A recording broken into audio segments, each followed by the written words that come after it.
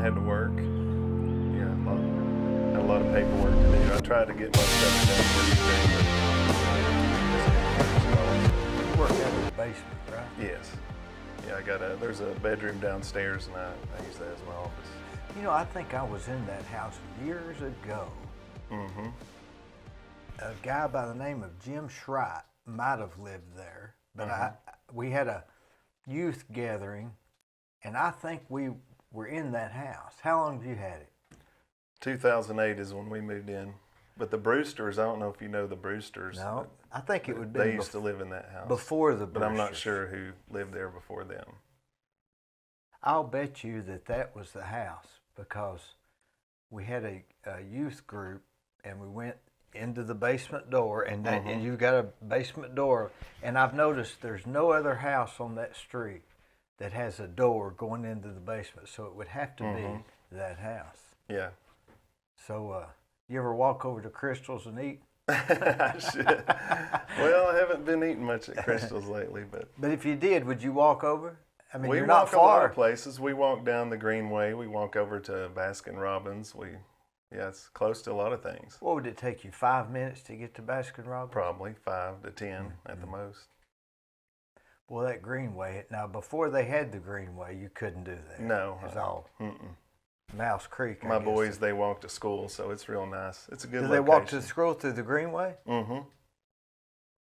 Unless it's raining. Where do they go, take 'em. Cleveland High? Yeah, Cleveland High. Where does let's see. So they would leave your house, go across the field, hit the Greenway. Well, just down the street, then turn and go through the little parking lot there. Yeah. Where the Go under the bridge. Yeah, under the bridge, or over the bridge, and then under the bridge. And then, so it would take them 15 minutes? Yeah, probably 10, maybe. Do they want to do that? They like to. It's kind of neat, isn't it? Yeah, it is neat, yeah. Especially coming home. Mm-hmm. And it's a good walk, but it's convenient. Now they've got police officers that drive. I don't know if they drive at night. Yeah, I think mostly just during the day. Can you see the Greenway from your house? Not really. You'd have to go like this. Yeah, you'd have to. What is that, about 2 miles or 4 miles? The total mileage? Yeah. Since they've extended it, I'm really not sure of the total mileage, but it's... It's what, at Willow? I would say over 5 miles maybe, but I'm not sure. One way? It goes all the way from over there, Home Depot. Home Depot. Yeah, it goes from there all the way down to Willow, I guess. Does it go past Home Depot? Seems like it does, but I haven't been on it. I haven't been down there in a long time. I keep meaning to ride my bike, but... I do too. Yeah, it's a... You know, I don't know. It's a good thing to do, to have the Greenway to walk, but you know, people are into exercise nowadays. Are you into exercising at all? I get a lot on my job, but I was trying to walk on a treadmill we just bought, but I hurt my knee actually on the treadmill, and I had to take a break from it, and so I haven't been back. Isn't that something? You walk all kinds of land, have for years, and you get a treadmill and hurt my knee. And hurt your knee. Yep. I was running actually.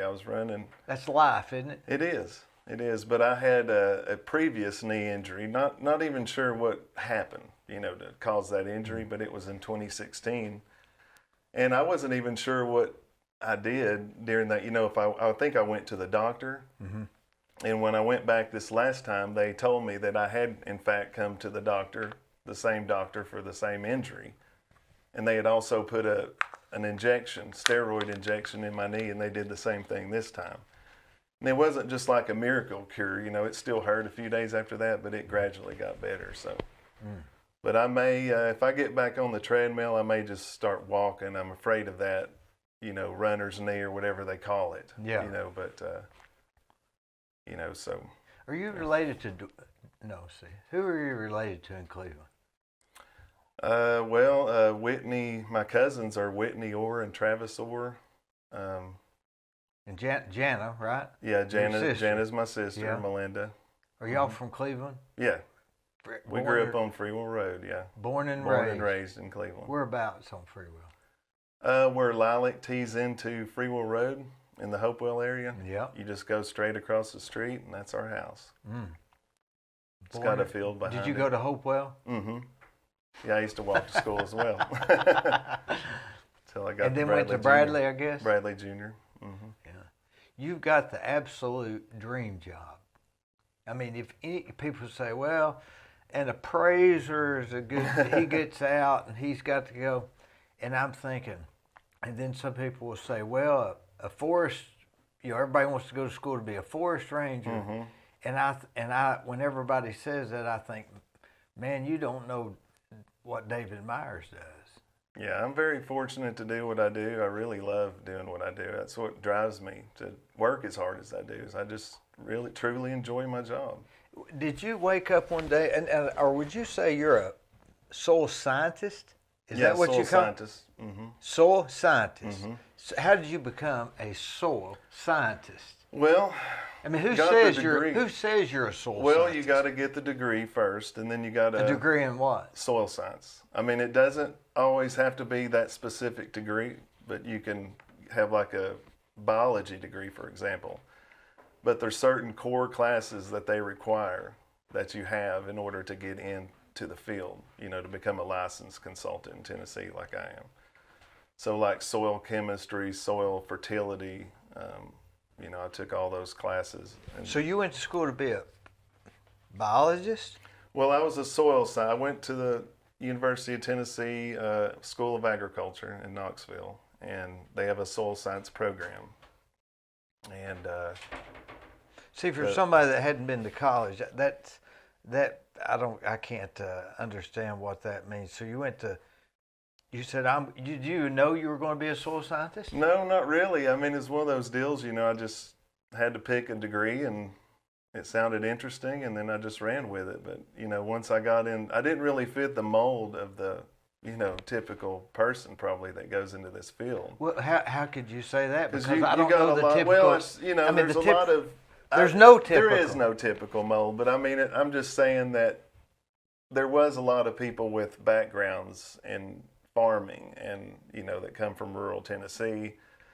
They were in soil judging in high school or in 4-H, and, they already knew a lot about soil. So 4-H. So you're in class with a lot of these types of people that, kind of have that background. And here I don't have any, agricultural So background. you just went to UT? Mm-hmm. You didn't know you was going to be a soil scientist? No, I decided on the degree, and then When you were there? it was a shock initially. Like there was that, what am I doing here kind of. Yeah. I mean, you could have thing, been a like- doctor. No. I mean, could you have gone?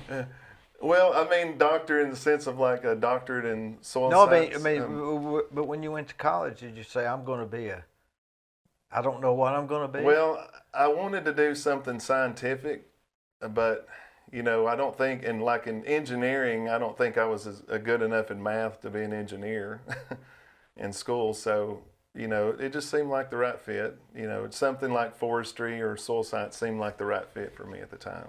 So you went through agriculture, Mm-hmm. and then you thought, I'm going to specialize in soil science? Well, there's different disciplines in the degree. I mean, there's people that specialize in fertility. They help farmers, When you with say their- fertility, you mean Yeah, My like manage tomatoes- their my manage their tomatoes land, need the more- nutrients in their land. They might have work for the USDA. like you say know. here's some dirt. So fertility would say add lime. Yeah, add- There's different disciplines. That's Some not what people you are- do. Some people just are go into research and become doctors. Get their doctorate degree, and then they help. One guy I knew up there, he got his doctorate from Cornell, and he went on to help farmers, in Africa and stuff like that. Traveled, help them. So is your degree in agriculture or in soil scientist? Well, it's an School of Agriculture is the degree, but I mean, it's soil science. It's a Bachelor of Science degree in agriculture with a. Boy, that makes blows sense. my mind. Mm-hmm. So who says you're a soil scientist? Well, the state of Tennessee. So they have and a the state of certificate? Georgia. Yeah, I have a license, and then in Georgia I have To a be a certificate. soil scientist? You took an extra test or something? You do. You have to, like, in Tennessee, you got to have at least 2 full years mapping experience working under somebody that's already got their license. Mapping. What does that mean? In the field. So you Golly. have to be directly supervised. I mean, they don't have to stand over your shoulder the whole time, but they've got to check your work, and they've got to, go behind you and make sure you're doing your job right. And you do that directly for 2 years, and then you got to take the exam. And like in Tennessee, they make you take a field exam where you got to go out and map lots, and then you got to take a written exam. It's the Fundamentals of Soil Science Proficiency exam. Boy. So, but you didn't start out saying, I want to do this. You just thought, well, if that seems interesting. No, because when you get your degree, in what? In the soil science. Okay, I'm a soil scientist. Yeah, you get your degree, but that don't mean you're a soil scientist. But when did you say, I'm going to get my degree in soil science instead of law or medical or something else? Well, I made the decision with the catalog. I picked out the degree. Which is what? The plant and soil science at the time it was called Plant and Soil Science with a concentration in environmental science and natural resources. So what made you decide that? Well, I may have heard from somebody that soil science was a good field to go into, it seems like. And then there was a guy I worked with that summer at Peyton's, a guy from Cleveland.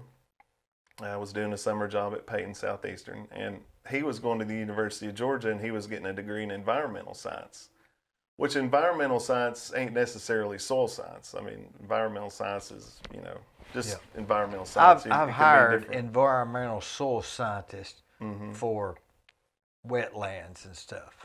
So that's the area they went. Yeah, some of those people, like, to be one of those guys, you have to have a degree in, like, say, ecology or something like that, or you could be a biologist. Yeah. And they're allowed to actually classify soil as long as doing a wetland, as long as it meets the other criteria of a wetland. So if you have wetland vegetation and the wetland hydrology, if you're an ecologist with no degree in soil or experience classifying soil, they allow you to actually, for a wetland, they allow you to classify soil.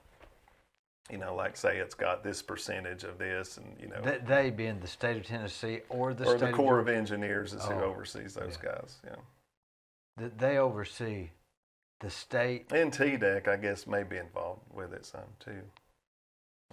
Boy, so that they oversee Tennessee and Georgia. The Corps. The Corps of Engineers. Yeah, there's regions, like there's a field office, and they cover like a certain region. Like I think there's one up in Nashville or something that covers this region, or maybe even one in Knoxville. But I'm not Boy, that's sure. complicated. I don't like getting too involved with the wetlands, but I have assisted on some wetlands. Like, for example, in Marion County, there's a huge, they call it a wetland mitigation bank, and it's where they basically take existing wetlands, they try to create new wetlands in some cases, and then they sell those wetland credits. Boy, they're getting way over my head. So let's say you're going to you've got a wetland. This area's got a wetland, and this has been designated as a wetland. Who designates that as a wetland? Well, the Corps of Engineers. They say this is a wetland. Now you can't. What can you not do in a wetland? Well, you're not allowed to disturb them. I mean, and they allow you to. I guess the compromise is that if you disturb them, you've got to buy, a wetland credit. Say I want to disturb a 10 foot by 100 by 100 area. You'd have to buy a wetland credit. You'd have to buy.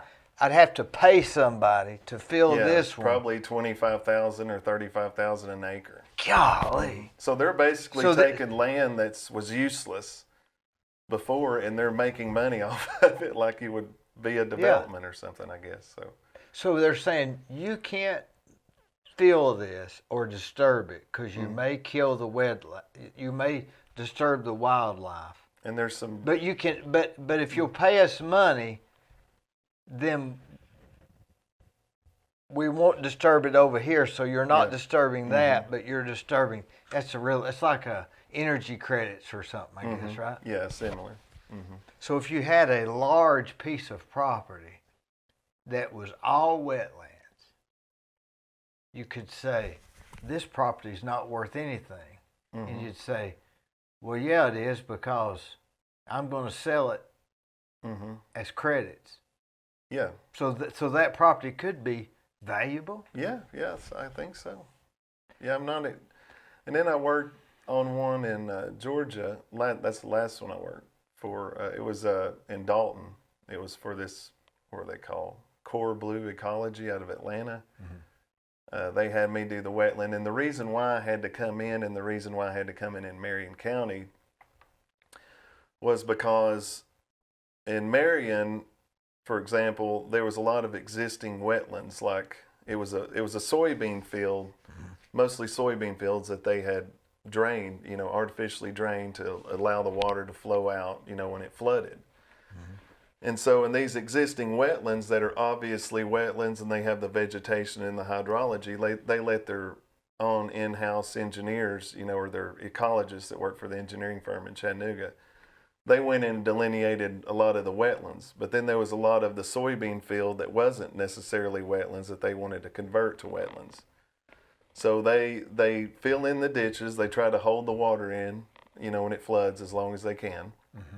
And then they plant, species that are water loving, like tulip poplar and maple trees and Lilies? wing dams, things like that. Yeah, vegetation. So they establish their vegetation, but then their guys aren't allowed to classify the soil because it didn't meet the other two criteria. It's in the process of meeting them, but so that's where I come in. And this field, what's crazy about it is, when they first planted the trees and everything, you could drive around with ease. It was pretty much looked the same as it did when I started. It was a soybean field. It was just starting to grow up, and you could drive around.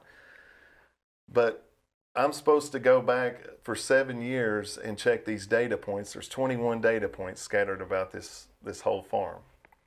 But over the course, in this last, about a week or two ago, I was out there, and for the last time, finished it up finally, and it's been 7 years I've gone back.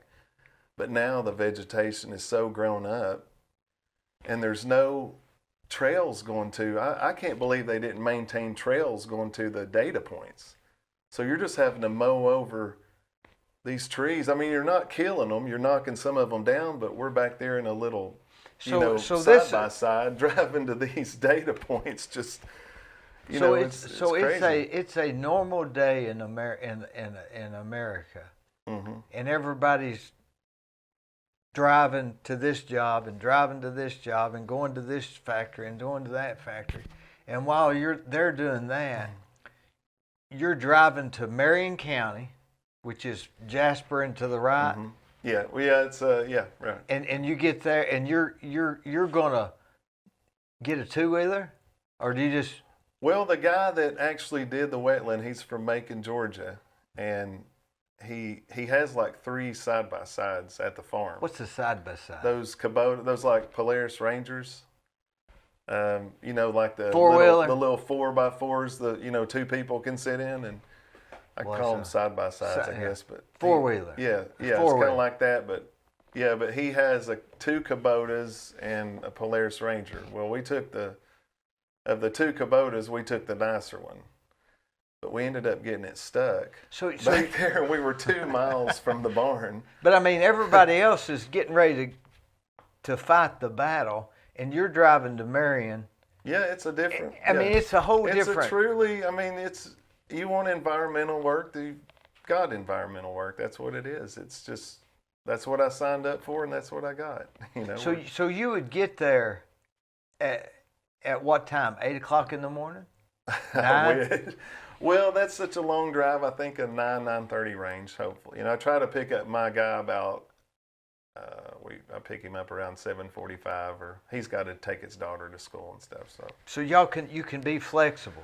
Yeah. He could say 8:15. You'd say okay, we'll just be late. We get on the road, but we work a little late if we have to, you know. So you drive to somewhere like Marion, and you'll get out of your car and Put our gear on. Now I've got a picture of his gear. Do you have a picture of his gear? Him. We'll pull up a picture here of you of you suited up. So you put on your gear and you get on the Polaris, or if you don't have a Polaris, you walk. A machete? Yeah, we carry a machete, and you know, I'm looking into maybe getting one of those weed eaters that you can put a blade on the end of. But, yeah. I don't know, just maybe too much trouble. But really, some stuff's just too thick, and you know, I get to the site, and you know, because a lot of people's definition of thick is different than mine. Yeah, right. You know, it could be nice, beautiful open hardwoods to me, and somebody says it's wooded, and I'm like, what do you mean by wooded? Yeah. You know? But we do have a machete, and we'll bushwhack some. But how do you know where the site is? well, I have a lot of tools, and those tools have gotten better over the years, so I'm much faster and more proficient than I've ever been. Before it was a transit? Well, we didn't use the transit. The old school way was, we took a compass and we paced, and, we'd have to pace and shoot a bearing. And shoot a bearing with what? Like with the compass. Like we'd... Like a Boy Scout, like a Boy Scout would. Tennessee, when I started out in Athens, Georgia, and they had a different, they might have grid staked some down there, but it seems like there might have been a track or two that they grid staked on. But we would have them set up nail sets, like at various locations, or they would just already be there when they were surveying, some of them. And we'd use a combination of nail sets in the property corners.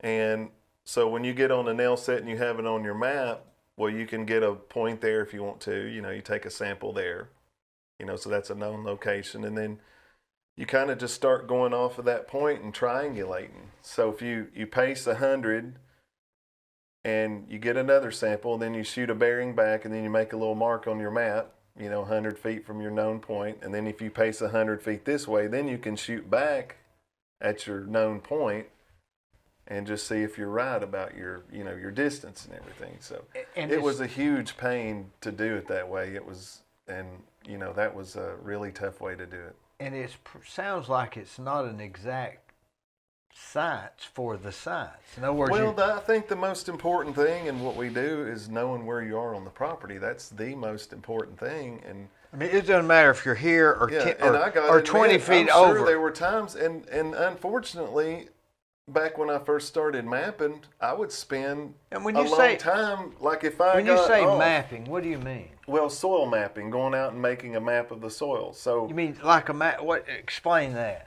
Well, like I've got a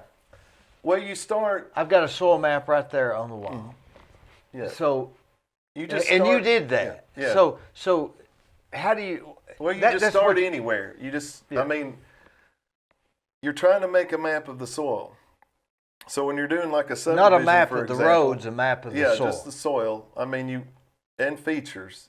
Drains. If you have drains, sinkholes, rock outcrops, anything that will advert gullies, wells, anything that will affect the soil map. When the environmentalist looks at it, they see a drain. You got to have 25-foot setback on either side of the drain. So we're mapping all those features. You say there's a drain here. Mm-hmm. And you're within 2 or 3 feet, right? Obviously. Yeah. But the key is in mapping, probably the number one thing that's important to me is having an accurate topography map. That means more than anything to me when I'm mapping. If you didn't have it, you'd have to because your drains are drawn in for you.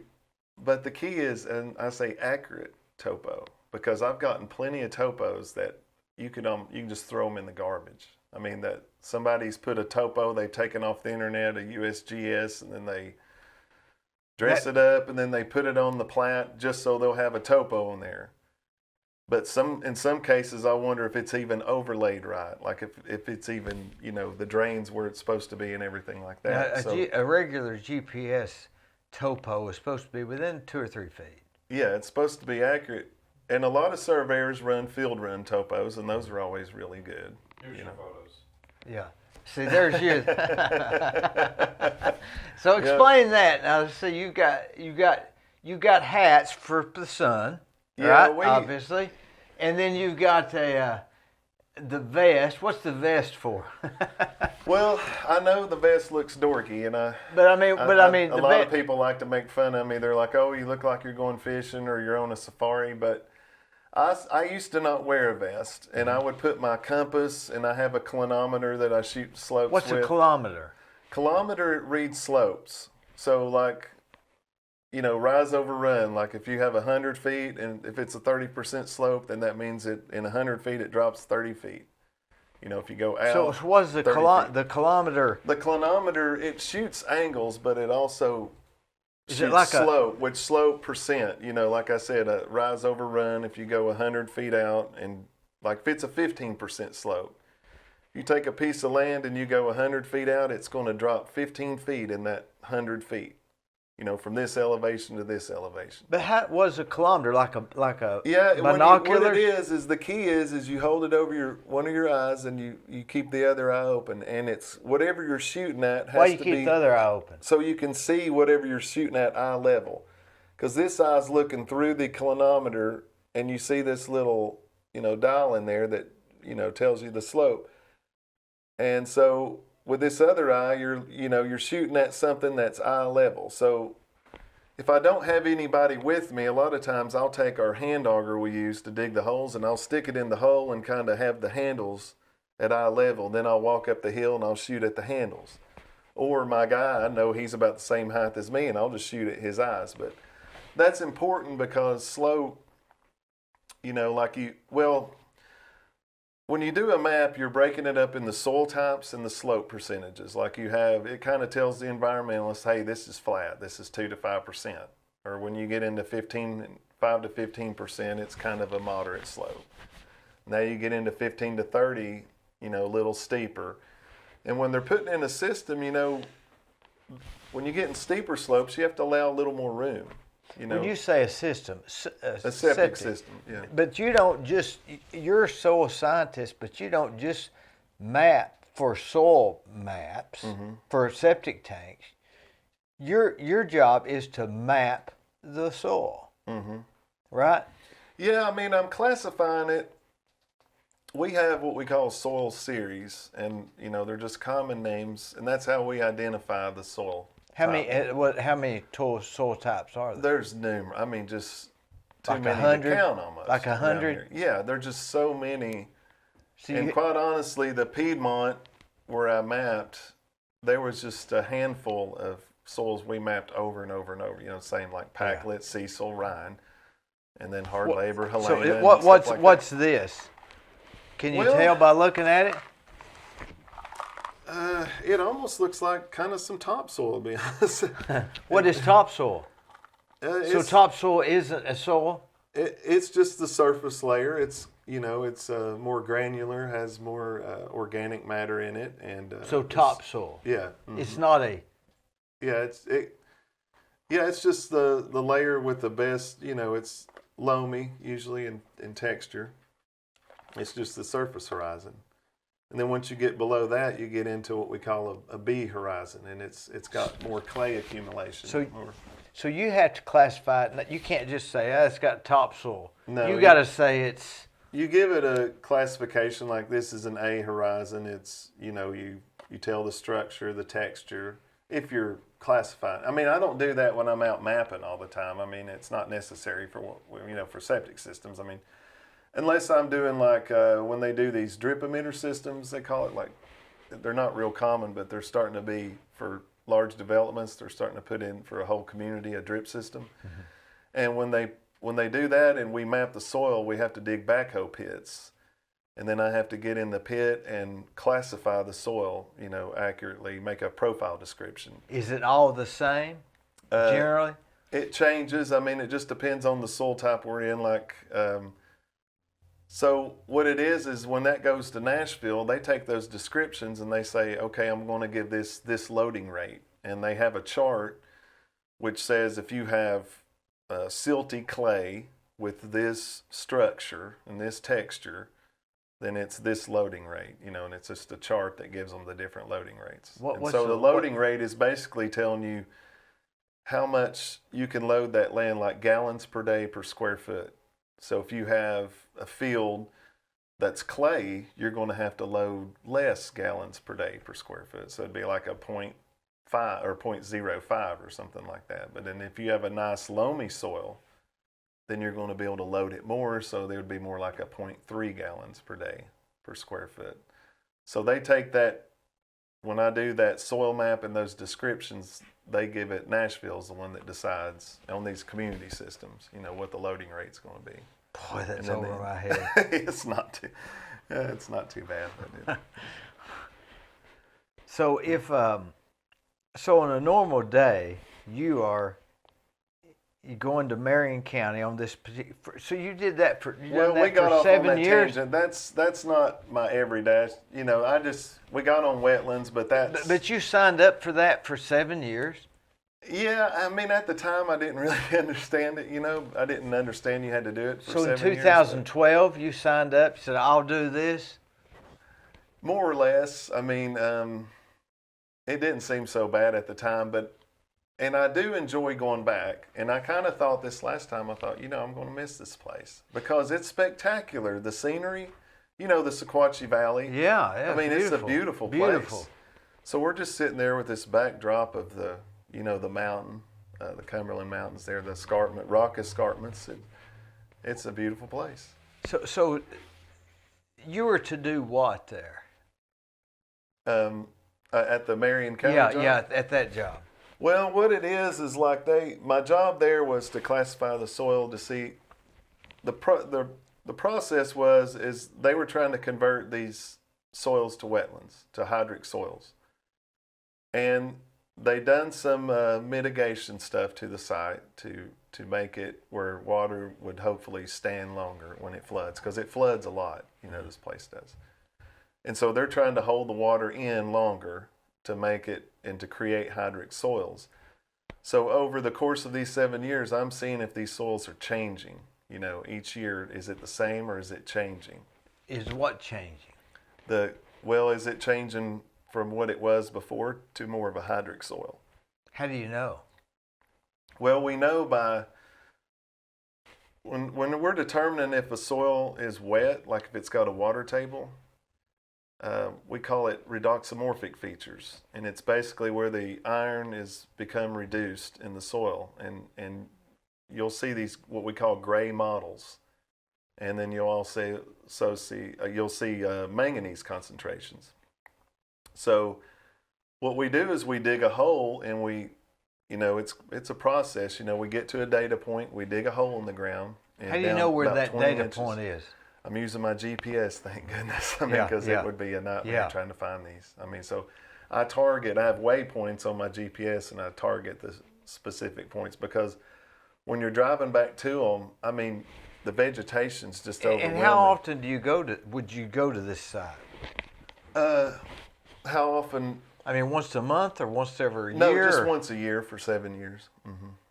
7 times? Yeah, 7 different times. And this was the final time that I've been to So the you site. drive, you dig the same hole as the hole?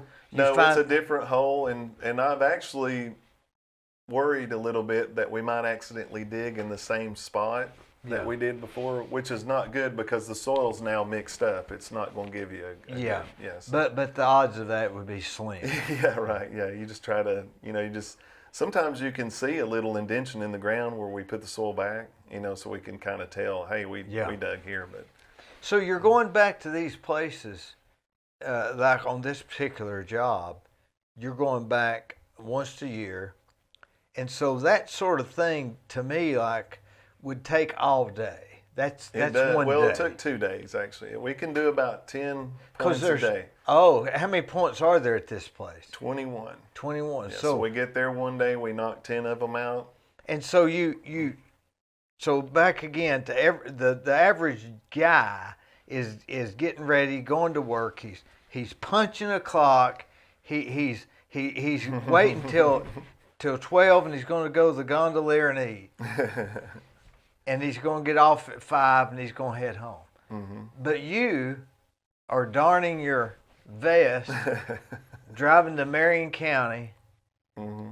getting in a two-wheeler of some sort, and you're driving to this remote site where if you had a heart attack, nobody would know. Right.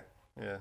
And There's times when we're out in the middle of nowhere. And you're taking your lunch, I guess. Mm-hmm. We do. Yeah, we load it all on. We take a Yeti top. Well, it's a Yeti cooler, and we put ice and carry water bottles and all our drinks and stuff with us, and chairs. We put those in the back of the ATV, and and then we just have a nice little picnic under a shade tree and just sit there. So you got a big cooler, or a one man thing. Like a little Yeti cooler, about and one you of stop those at medium the size. convenience store. Yeah, that's our normal routine. Which one? We stop at the We stop at that new racetrack that they built on 25th Street every morning. That's where we stop. The one before you get to I-75. Yeah, that one right there. That So brand new one they built. That's $1. Yeah, we stop in there, get ice. $1.29. Mm-hmm.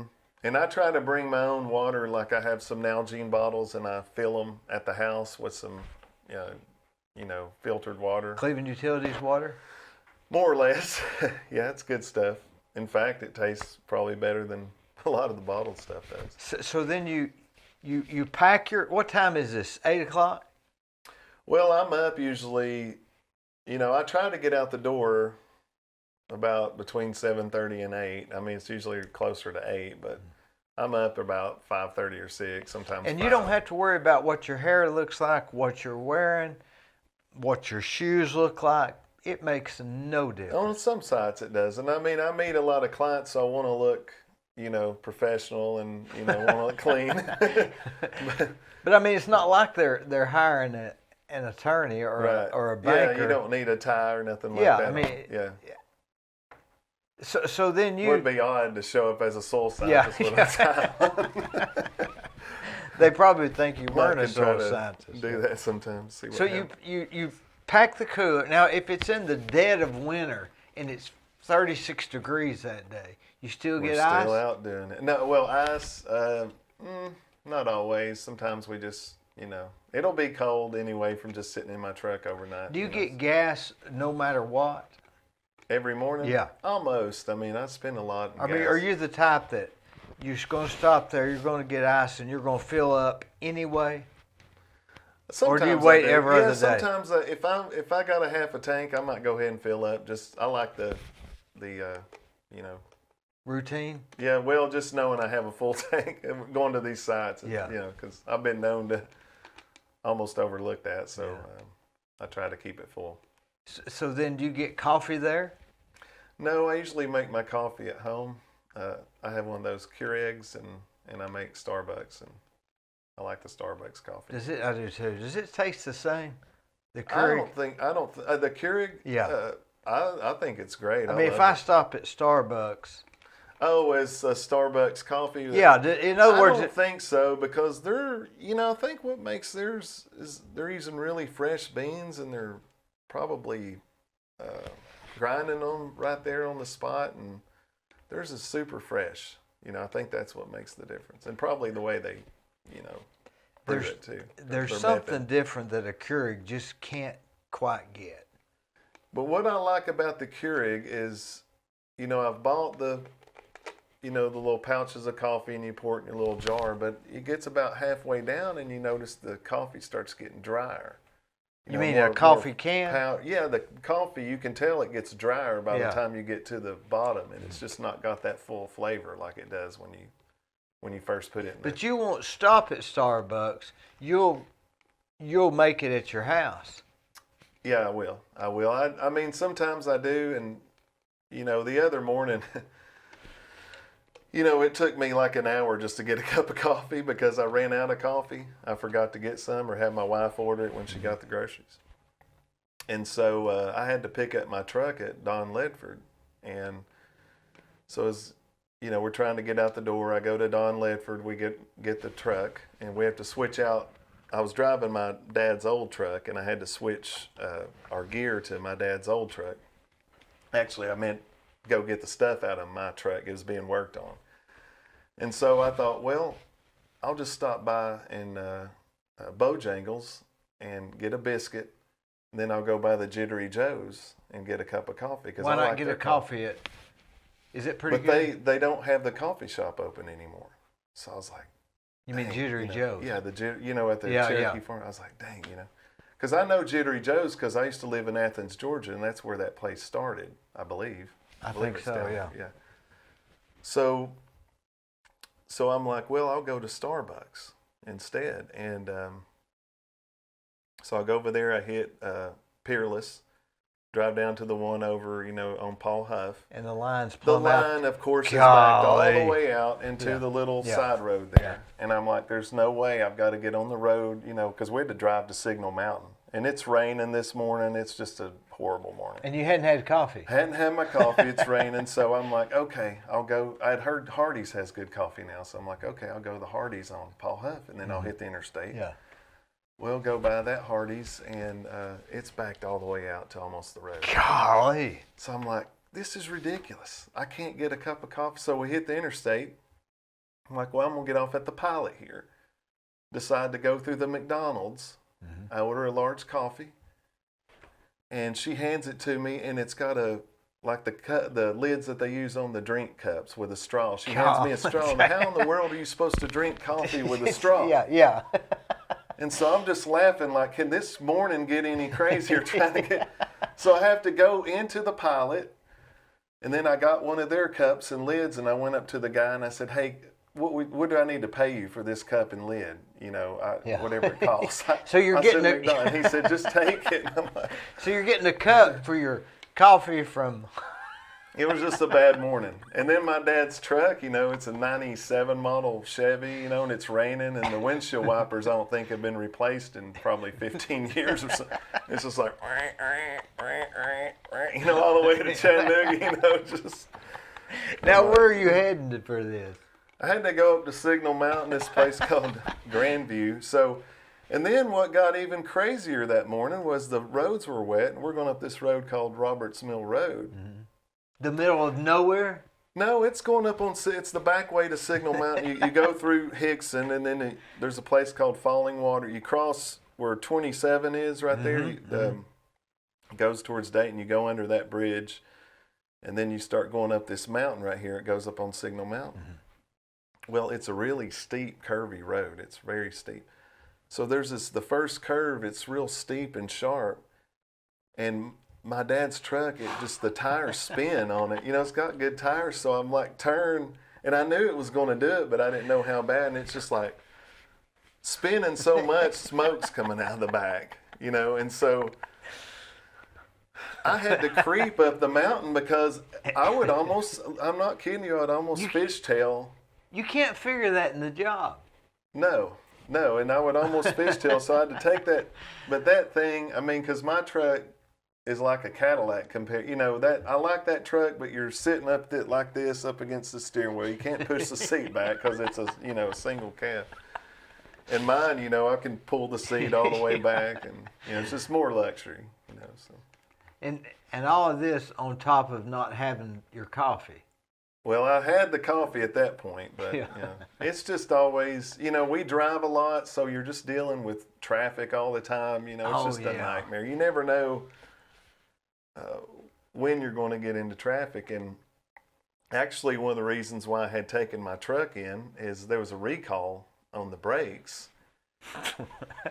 Well, it's the vacuum pump for the brakes, so it started doing it worse and worse. So like if you're going, what it would do it like if you're going down a hill and you're just barely using your brakes, the brakes would act like, how your car when it's off, power steering and no power brakes, it would do like that. Like it felt like you didn't have any power brakes. Yeah.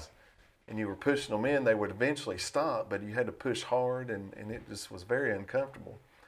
And it was doing it gradually. Well, I had my truck worked on and I had read about it and knew there was a recall. Well, I'd had my truck worked on a few months ago, and I said, hey, will you check into this brake issue, Well, because it didn't come up on their computer as that it was bad, they wouldn't fix it. So here I am. Well, we were in Chattanooga. We had left Signal Mountain. We got on 27, and there was a traffic jam. They're working on the 27. Yeah, You know, they're yeah. widening. It's real nice what they're doing. Well, they had bottlenecked it into one lane up there before it made that turn. You know, where 24 merged Yeah. in. So it's a horrible traffic jam. So we're sitting there the whole time. I'm kind of going down this hill, and it's doing that the whole entire time. So I'm just a nervous wreck. I'm like, this is ridiculous. So I was like, that's it. You know, I got to get it fixed. And I want to say the next day, it might have been a Friday, but it rained that day. And so it was a perfect day. Okay, I can do an office day and take my truck. I think it was a Thursday, but unfortunately, they had to order the pump. And so that's why I had to borrow my dad's old truck and take it up the Signal. There's no way that you can project what's going to happen on your job with all the variables. Mm-hmm. But once you get through the chaos of getting there, then you're sitting in the middle of nowhere with a fold-out chair having lunch with a guy that helps you. Mm-hmm. Do y'all converse, or is it check your emails, or? Well, we do some, but we mostly sit on our phone. So he does his thing, you do yours. Yeah, It's like 20 minutes or 30 minutes or an hour. Well, I just, I have the luxury of taking as long of a lunch as I feel like. Yeah. But I try to keep it within an hour, but, sometimes it's 15 minutes. Sometimes if I feel like it, I'll take 45 minutes or an hour, So once you're out there into this wilderness, away from the chaos of everything else, then you can have, in essence, a picnic lunch like most people look forward to on a Sunday afternoon twice a year. Mm-hmm. Yeah, we are, and we have lunch in some of the craziest places, just on the side of the road. I mean, it's just such random places. It's like that's the thing, you never know where we're going to eat lunch you eat at today. 12 it could be in or a church 11 parking o'clock? lot somewhere under a shade tree. It could be just at the last job. It could be at the people's property. Hey, can we eat lunch here? It's awkward sometimes, but At we 11:30 just or got to get her 12:30? done so we can get to the next job. You don't have time to sit there and worry about where you're eating. You just get her done. And It's just at 12 or 11:30? we take the lunch. Yeah. It varies, but sometimes 11, sometimes it averages 12, I would say, because we're starving by then. Yeah. But I have to eat lunch. I mean, I know some people think they can work through, but me personally, I just feel like I need it for energy, to get me through the rest of the day, but. Would you pack the lunch of a morning or the night I make before? it in the morning, yeah. I've always found it's hard to make a lunch when you're not hungry. It is, yeah. I mean, it's you eat annoying. I really don't like it. I mean, it's like this bologna sandwich is not any good. How do I make this? And then I get up. That's the first thing I do is I make my lunch and get it over with. before you eat breakfast? Before I do anything, I make my lunch and get that over with. Because that seems like the most annoying, hard part of my morning is doing that. So I want to get that over with you slap two first. pieces of bread and a bologna and. I do the ham, turkey. I like tomato on it. Cheese. My wife buys different cheeses. You buy the sliced ham? Yeah. Mm-hmm. I know that's not good for you sometimes, but you mean like Cooks or whatever? we get it at Publix and Cooks, yeah. Already pre-cooked. Mm-hmm. Yeah. She gets that now. When you go to Publix, they already have it cut for you. They've got a little, Oh yeah. So you just freezer there with it already in there, and and it's different kinds, and it's usually the kinds we like. So do you get ham? Tavern ham and get some oven roasted turkey breast, boar's head, and 2 pieces of colonial bread? I usually, she gets that bread at Publix that's from the deli. It's kind of it's good bread, but it gets stale too fast. Well, it's perfect the first couple of days, and then by Wednesday, it's already getting stale. And then by Friday, you almost don't even want to eat it. You want to go to a different bread. So it's almost like you'd be better off to get. Now, you can't hardly buy colonial bread anymore. Mm-hmm. I get my wife for not, she buys that Wonder Bread. I grew up on colonial, and I don't know why they don't have colonial bread. I don't either. It's weird. Never thought Wonder about it. Bread or something. So you get on Sundays, you get for the week, the groceries. Yeah, usually, yeah. And I like to bring also, I'm big on fruit. I like grapes and Wait, now, wait. I'll Two cut. sandwiches or one? I just eat one, but my helper a lot of times will eat two. I don't know, one is plenty for me. I mean, one sandwich with ham, cheese, Yeah, tomato, I'm full. Tomato, mayonnaise or mustard. Usually mayonnaise. You put it on in the morning. Mm-hmm. It's kind of soggy, by lunchtime, but. You could get those packets. Mm-hmm. Yeah, I probably should. But and then chips. I like my chips. Been trying to eat the healthier ones. You put it in Tupperware or just wrap it up in a. Well, we got these little bags that they're Ziploc bags, but they're the reusable ones. They're rubber and they got a little. She bought some of those, and so she's like, you got to stop wasting those little sandwich bags. It is important, just doing away with waste the most you can. Like bring my own water instead of getting water bottles. Because we were just using a lot of water bottles, and so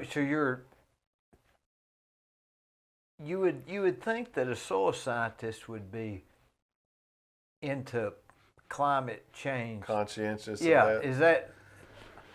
I mean, I'm not real gung ho like environmentalist. I never have been really, but I do think about those things. I do appreciate the environment, and with what we do, groundwater protection is very important. I think. I mean, a lot of people don't understand that aspect. That hey, we're here to protect the environment. That's why we're doing this. And so it's not just a job. It's you really see it as a thing. Mm-hmm. Yeah, to help protect the environment. I mean, that's kind of part of it. But like I say, I'm not one of these real hardcore environmentalists, you might say, but I do appreciate that stuff. So. But now some people, like I've called you before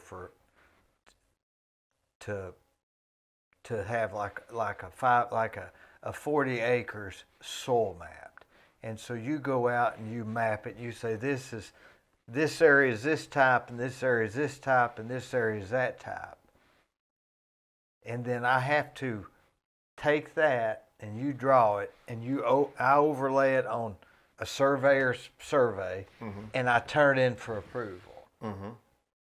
So that's for strictly just septic tank. Mm-hmm. It means nothing. Mm-hmm. But you don't just do soils for septic. You do soils for a wide variety of it. Well, not really. I mean, then the wetland thing, that's really the only thing I've strayed from just septic systems. But I've done a little compaction test, but it's not the real technical stuff. It's and down in Georgia, they allow soil scientists, like if they're doing a mobile home and they compact, they got to have somebody check the compaction for the What do you mobile home take pad. take that hammer and? Yeah, I that? take a penetrometer, they call it, and you see pounds per square foot. And you just write down what it was, and they'll yeah, but there's that. a much more sophisticated way, and really, I think that we are, soil scientists should be included in that.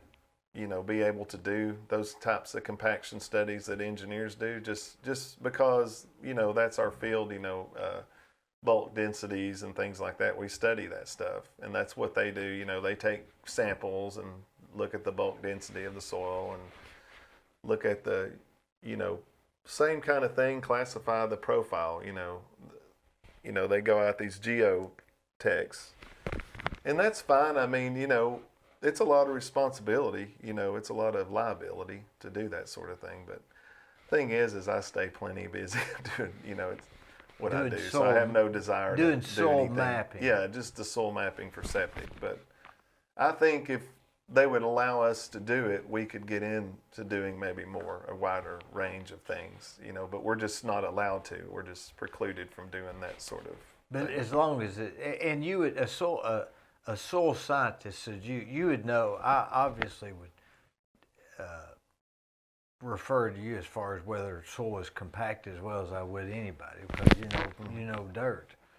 Yeah, but if it was a construction site, like I think the engineers or that somebody that does it regularly and knows what they're, I think it's something I could learn, is what I'm saying, but they have certain, I guess, instruments and tools that they use that are probably sophisticated, really expensive equipment, that they use, I guess. Now, on a normal day, what time would you get home? 4, 5, 6? Well, I should get home about 5 or 5:30, but in the summer we work a lot of late days. Like a lot of times, on average, this summer I bet we got home at 6:30 or 7. And How I'm just come? Why so exhausted late? by the time I get home. Why that late? Well, just trying to get as much done as we can in a given day. Just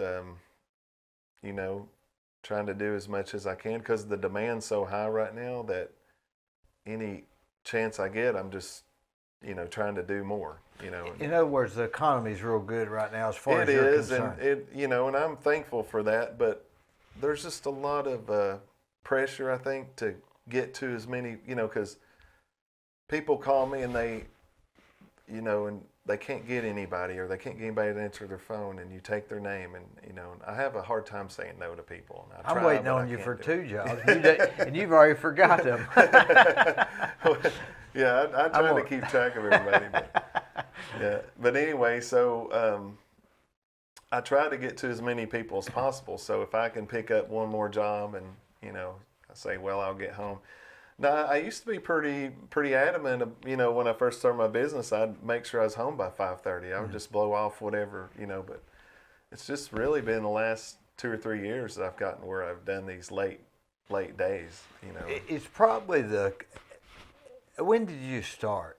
When did you become a soil scientist on your own? Well, in 2006, I moved back from Georgia, Athens, Georgia, and started my business. It was late. It was in So October. in 2005, you were working for another guy. I was down in Georgia. Doing what they wanted. Mm-hmm. Yeah, he was getting mostly large tracts. That's almost all that we done. When I first started out, I was doing, we call them individual lots, when you go to a single property, somebody's wanting to build one house on. I did a lot of those, in which he wanted me to do that because that's how you actually get a lot of training, because you're seeing a lot of different soil situations and everything. So, but we would do mostly big tracts, and he took a lot of, his name got out a lot in North Georgia mountains, so we'd go stay out of town, we'd get a hotel and stay for the week, and we'd map, from dusk till dawn pretty much every day. And it's almost like a camping trip. Kinda, yeah, it is. Without having to stay in a tent. Yeah, we stayed at the Stratford Motel or Hotel there in Ellijay a lot. And there, really, at the end of my career with him, we were working on a really large development on the Coosawattee River in Ellijay, and it was like 600 acres maybe. Golly. And it was in madness. It was madness. And he actually, we opened a temporary office in Ellijay. In the motel room, he rented it for 3 months or whatever. And we had a desk in there with a computer. We had a plotter, to plot maps off with, a 42-inch plotter in that motel room. And we would have to, this is crazy to think about, but we would come home from the field and we would have to sit there and work in that office till like 10 o'clock at night sometimes. To plot, to write down what the information was. We would was. download our GPS points, and then we would plug them in. He liked to stay on top of stuff. He didn't want to get behind. That was his big thing, staying on stuff. Don't, just get it done, and then that way you're on top of it. Yeah. And so that's a good thing to learn, but unfortunately it requires long days sometimes to get it done. But that's what we did, and it's rare, you get that large of tracts, but we did a lot of big tracts. It was a good time. But But what kept us so busy was, like I say, he established there was a lot of activity in the mountains, the North Georgia mountains. Especially a lot in of people, 06. Yeah, a lot of people wanting to move there and have the mountain views. You know, speaking of that, I was in Blue Ridge, Georgia, at a Waffle House. This is off the subject, sort of. At like 11 o'clock on a Sunday night, and I'm sitting up there at the table, and I'm talking to this guy that I didn't know, and come to find out, all he did was buy a large mountain property and divide it up and resell it. That's all he did. He didn't do anything but that. So if that guy, he would have had to have called but anyway, that was unique. But what I'm saying is that's the type of guy that would hire a soil scientist, because a soil scientist would tell him about what does a soil scientist that maps a piece of property tell you? I mean, what would it tell you that? Well, it's like, for example, if you're in the mountains, you want to start with a quality 2-foot contour topo, flown, ideally a LiDAR topo, and they did a lot of those for us, and they were good. I mean, if there was a road bed, it would show up. If there was a drain, In other words, every 2 feet, it shows you how the difference and in the elevation. slopes are important. You want to know because there's a lot of really steep slopes. Yeah. And you're not allowed to put anything on over 35%. Because you're doing this not for a well, but for a septic tank. For the septic. So we go in there and like on that development, we're mapping the slopes, and we're usually just using the contours to draw that in. We're drawing in the slopes. So what do you do? Go out every 50 feet or 100 feet? Or? Well, it varies. Like that development, the 600 acres was what we call a level 2 at the time, and it's a level 1 is like a preliminary, just, hey, what's this site? What's the soil? Woody. Yeah. That'll be $1,000. Yeah, it's wooded. Yeah, each piece of information's a little bit more. Yeah. So then a level 2, but it's a level 3 is when you get a permit for a house to be constructed, you've got to have a level 3. And a level 1 is your bare bones preliminary, but a level 2 is somewhere in between. It's just a little more detailed. So we're generally putting holes at least every 200 feet normally, whereas a level 1, you're like every 400 feet maybe. I mean, you're just kind of a general idea of what the soils are. Is there a lot of rock on this property? Is it got really, but that's what we were doing is a level 2. So it would have taken forever to do a level 3 on this, 600 acres. A level 3 is almost what the person gets that buys the track, that buys the piece to put in order house. to submit it to the health department, it's got to be a level 3. That's Georgia. That's Georgia's level 3 is equivalent to what we call a high intensity map. In Tennessee, they say high intensity. So when you're going to build a house, I give you a high intensity map. So if you've got a piece of property that you're going to divide up, and it's not in an existing subdivision that's been approved and recorded by the health department, you've got 5 acres out here, and you're going to divide it 2 acres on one and 3 acres on the other. You've got to have a high intensity soil map. Yeah, it's required by the law, by the state. Not the federal government. Yeah, but it's state of Tennessee Department of Environment and Conservation. So you'll go out and say it's topsoil, it's lomus, it's. Well, when we classify it, I mean, we're in the ridge and valley here, so you got ridges and valleys and so on. So, on a lot of your ridges, you'll have a certain geological formation. So the geology is very key in what, we expect to find. So, if, whatever geology type I'm in, I pretty much know, hey, I'm probably going to find this or that soil. I pretty like say, for example, I'm on Candies Creek Ridge Road, and in the ridge in between there, that ridge. What is that called? Klingman Ridge or something? Klingman Ridge, I think. But anyway, that's a technical name. Yeah, we call it just a Candies Creek. Frontage road's on the other side. Yeah.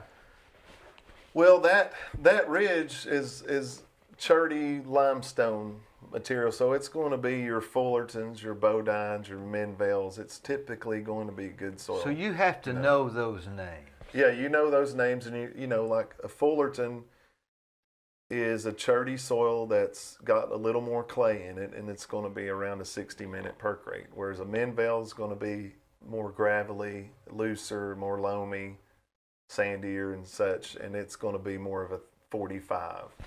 And then Bodine's going to be really Churty, like where you almost need a backhoe to view Bodine. If you try to auger it with a hand auger, you're not going to get nowhere. Is Bodine But it rips out. It's not like solid rock, but it's just, you've seen everybody that lives here, you drive around, you look at these profiles along the road, you see a bunch of chert rock. Well, try digging a hole through that. You can't dig a hole with it. Yeah, so is that what minute is that? Bodine would be a 30. But then as you progress off of that ridge into Frontage Road, about the point you're at Frontage Road and beyond, across the interstate, over into Mouse Creek and beyond, that's pretty much all shale bedrock. It's a lot of locals call it slate, but it's shale. It's a mudstone, it's a siltstone, it's a clay stone, whatever you want to call it, but it weathers out to all sorts of different textures, and it's a very hard soil, sometimes to figure out, because it's so variable, and it's just not very consistent. And so what do you talk about the minutes? I know that if you're going to put in a septic tank, a lot of times if it's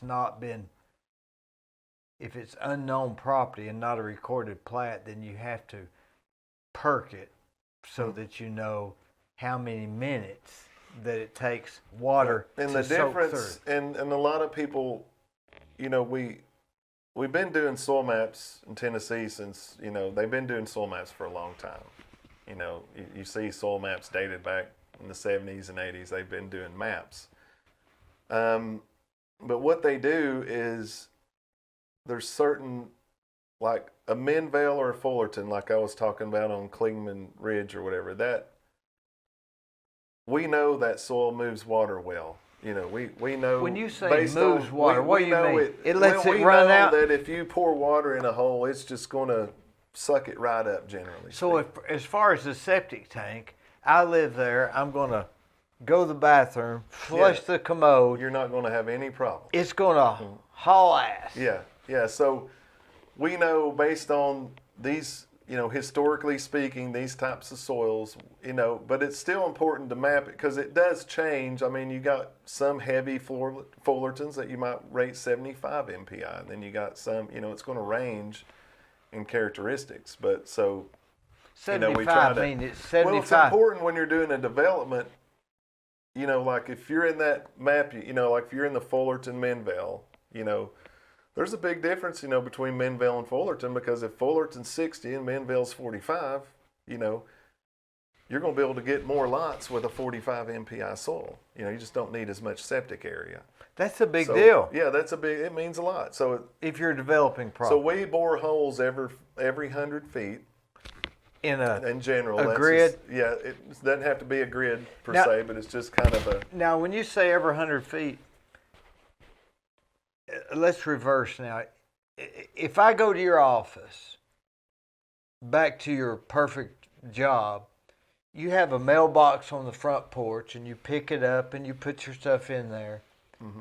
I mean, it doesn't get much simpler than that as far as an office. Mm-hmm. And so do you do your paperwork in the basement? Yeah, we have our house is, we have a den area, and there's a basement, there's a bedroom down there,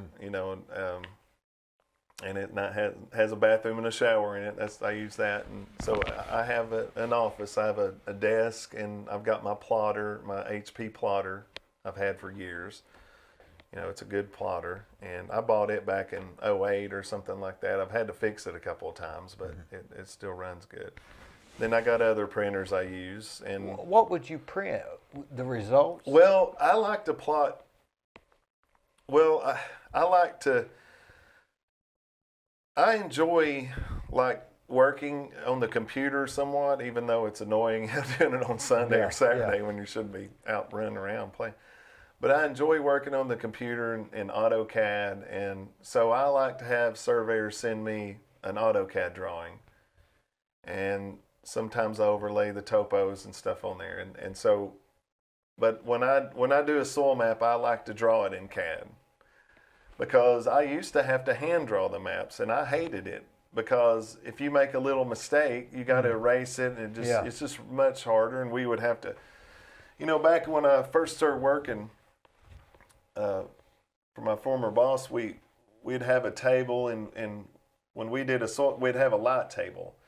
So you'd take the map that you did in the field, and then you would overlay the new map on top of it and line it up.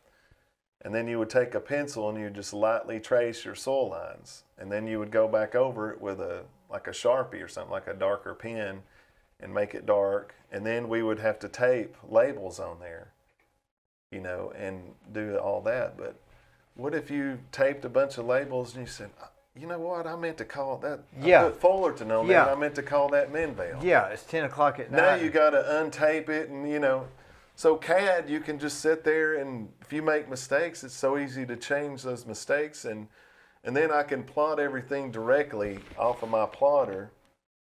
If the developer needs the maps, and I'm sure I printed some of these for you, I print off a big map directly from my house. So when is that done? The final. Yeah, I mean, is it on Saturdays, Sundays, Saturdays or and you Sundays take a rain day? Well, ideally, you do a little bit each time. Like if I go out in the field and I map that day, I at least download the points, maybe, and overlay them on my map, and get a little bit done. But then, the subdivision, sometimes if that's all I have to draw, it doesn't take me. What takes a long time is the individual reports. Like if I do 12 or 15 of those in a week, it takes me forever to draw those up. I mean, it's hours and hours in front of the computer. I wish I could do it fast. I'm trying to think of ways to do it faster, but Is that rain days? I mean, say you wake up and say, hey, with you can't really start Well, I'm after. actually supposed to be taking an office day on Friday. I've been saying this for a long time. I'm supposed to do that, but I'm just so behind all the time. The demand's so high. I just feel like I have to work that. And it could rain Monday through Thursday. Yeah, and sometimes then I get Friday. a rain day. Yeah. So, but I don't know. If I can keep a solid schedule, I may go ahead and schedule those days off. But then I get behind. If I feel like I get behind for this or that reason, then I'll start working Fridays, and then I'm doing the work on the weekend. And so this gravy job we talked about ends up being some work on Saturdays and Sundays. Yeah, just almost 7 days a week kind of job. Yeah, it's just because I'm a one-man show. I'm doing my invoices. I'm doing the maps. I'm answering emails. I'm calling people. I'm doing it all. So it's a lot of hours. So you don't go. You try not to go out in the field on Saturdays. No, I've gone before, but I actually try on Saturday. I have a few things I'll do on Saturday morning, like I go to the bank and post office and things like that, and then I might try to do a little mapping. But I try to do stuff with the family if I can. We'll go out to the river or something, have a day. But unfortunately, I might, on Sunday be stuck working. You mean like all day? Yeah, all day, hours. Like go down and start at night. Go down the stairs and start at 9 o'clock. Sometimes 7. And when I wake up, 6:30 or 7, I'll be in my office. So it's like all day long. You probably just left to come here. I was working right before I came here. Yeah. You watch the ball game or something? I have a TV, and thanks to the new TV they have, the Roku and everything, I can watch the TV in my office. I don't have cable, but Right, yeah. I have the football game on in the background. I'm listening to it. I know Randy Brown watches Gunsmoke over and over and over and over. Yeah, sounds like him. But you don't do that. You do the ball game. I usually like the ball games. I'll watch football, or I might have golf on or something like that, watching it. Yeah. Just something. It's almost just Sometimes noise. the news or something. It's almost just some noise. Mm-hmm. Yeah, it's noise in the background. It Yeah. makes you feel like you're not just down there in a quiet office. It makes you feel like you're not alone somehow. Mm-hmm. Yeah. Yeah, I enjoy it, but yeah, things do need, I do need to get it to where I'm, doing that office day and back off of that work and, on the weekends. But like I say, it's just the nature of it. It's just, has to be done. I've thought about that too.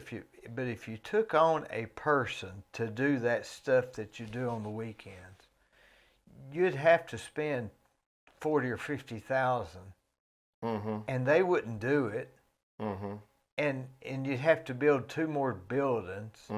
So it's really pointless. You're really better off just to do it yourself. And I've thought a lot of that, and like my former boss.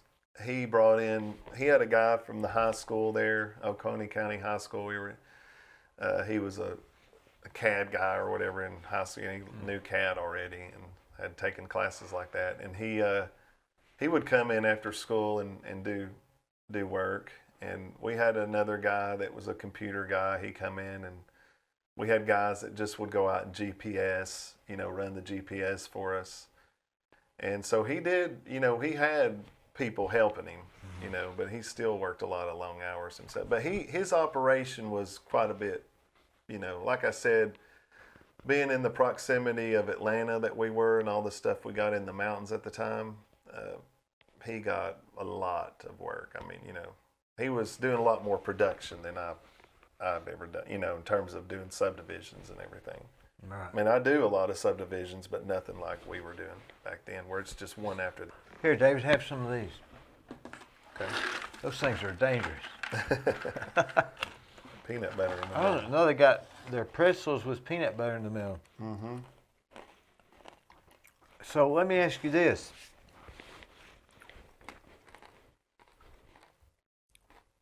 The size of the septic tank and the lines really restricts how big a lot's got to be. And I know that the minutes that it takes for water to drain out and how long it takes for the waste to dissipate is a factor. But what is the future? I mean, I know that now they have to have what do they call that? That used to they'd have to have a septic area for the septic tank, and now they have to have an area for duplication. Yeah. So it's more than they used to have. So how the else can future we deal is, with it without? Here, we're not out of soil, but Bradley County is not known for its good soil. There's other counties that surround here that, like Hamilton in general, I think is better soil than Bradley is. I mean, but Bradley's got some areas with really bad soil. So, at some point we're going to run out of usable soil. So, they're going to these, when you do a subdivision, they're going to what they call decentralized sewage treatment plants. Now explain that. Well, what it is decentralized, basically a centralized sewer, it means you go to a public sewer system. That's centralized sewer. So decentralized is just it's one subdivision will have its own sewage treatment plant, and So you'd have to have a homeowners association? Well, not all, but like for example, Hamilton County, they won't let that be run by a private company. They require the WWTA, Wastewater Treatment Association of Hamilton County. They have to oversee that and approve it, and then they have to manage it. Boy, you're getting way over my head. So So in in other Bradley words, now, Ocoee Utilities is one that does it. You have to have a public, utility that manages it. I guess just because, it's more stable, it's going to be there, more long term. And if this private company went out of business, all of a sudden this subdivision is going to be stuck with nobody to manage it. so what is that? They take the waste and pump What it it to is each time it's really expensive initially, like on a developer, and that's why a lot of developers aren't interested in doing it right now. I mean, just doing individual septic tanks is by far, because then a lot of times when they sell a lot, the builder has to pick up the cost of the septic system. Mm-hmm. Whereas with one of these, you're paying for everything just about. The developer's paying for it all. So, but what it is each house will have most of the systems run where they're pumped. The effluent's pumped from the septic tank to the So the everybody main, still to has the a sewer septic main. tank. Yeah, they have a septic tank, and Instead of it going to field lines, instead of it going to the field lines, it's pumped to the sewer main, and that travels down to these large tanks. when you say sewer main, you're not talking about Cleveland Utilities sewer Yeah, main. just like for the whatever, just for that Yeah. particular subdivision, whatever 4-inch Yeah. pipe that goes next to the road or under the road. And so then that goes out down to the facility that treats it. Now, where is that located? Well, anywhere in the development that they choose. I mean, I don't guess it matters where it's located if everything's being pumped. But, How is it treated at but if this? it's gravity fed, then you would want it to be at a low spot, in the development. So if I was going to develop 50 acres or 100 acres that had bad soil, they say, okay, you can't develop this property because the septic tank lines are bad.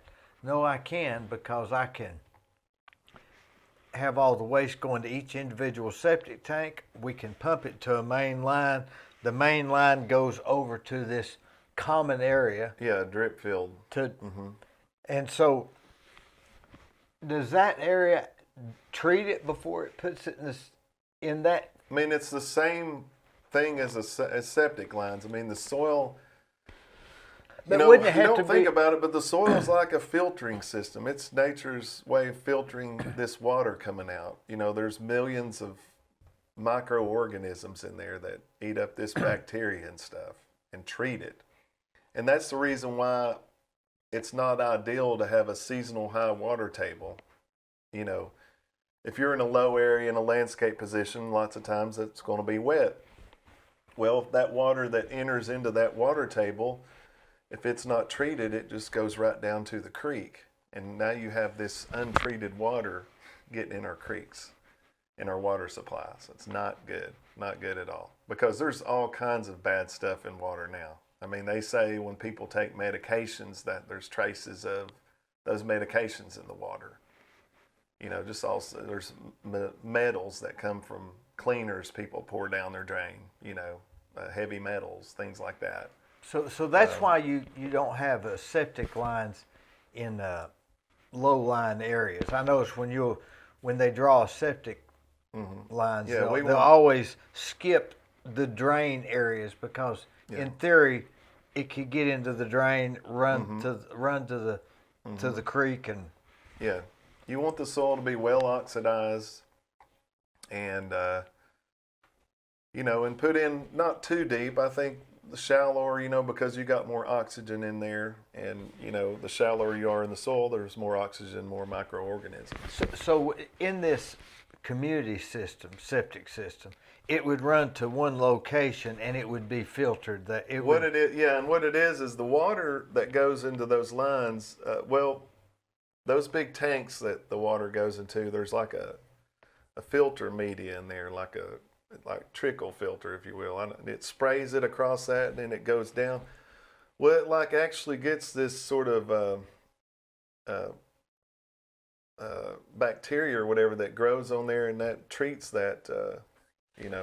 So it would reduce. Treats the water as it filters down. same thing like as a creek flows, as the water's flowing, it kind of gets treated, oxidized and treated, as it's flowing. I heard somewhere that if water runs across a rock 7 times, it's purified. Is that an old? Where did I hear that? Yeah, I don't know, but yeah, it's kind of the same thing, and it doesn't make sense, does it? That it would be purified. Yeah. But there is such a thing as water. I mean, how does a well is clean water, or a spring? How does that get clean? It's filtered through the dirt? Yeah, that's the idea. Yeah, water that's going down there is treated before it enters into that aquifer. But you don't know that. Right. But it's like, I mean, some of the water that, if you have a failing septic, it might not necessarily get into the aquifer, but it might end up in the creek, or just laying on top of the ground. It just won't. The ground won't soak it up. In other words. Yeah. And some systems that are in these water tables don't necessarily fail.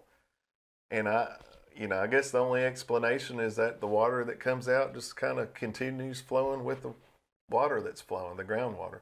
But now the seasonal high water table is, it's seasonal. So in the summer, if you're in one of those areas, and this is the reason why we went to soil maps, because if you do just a perk test, okay, you go out to a floodplain, you dig a hole in the ground in the summer and you pour water in it. Well, floodplains are typically sandy, they're loamy because it's washed from the creek. It's got a lot of sand and loose gravels in it, and so you pour water in there and it'll just disappear instantly.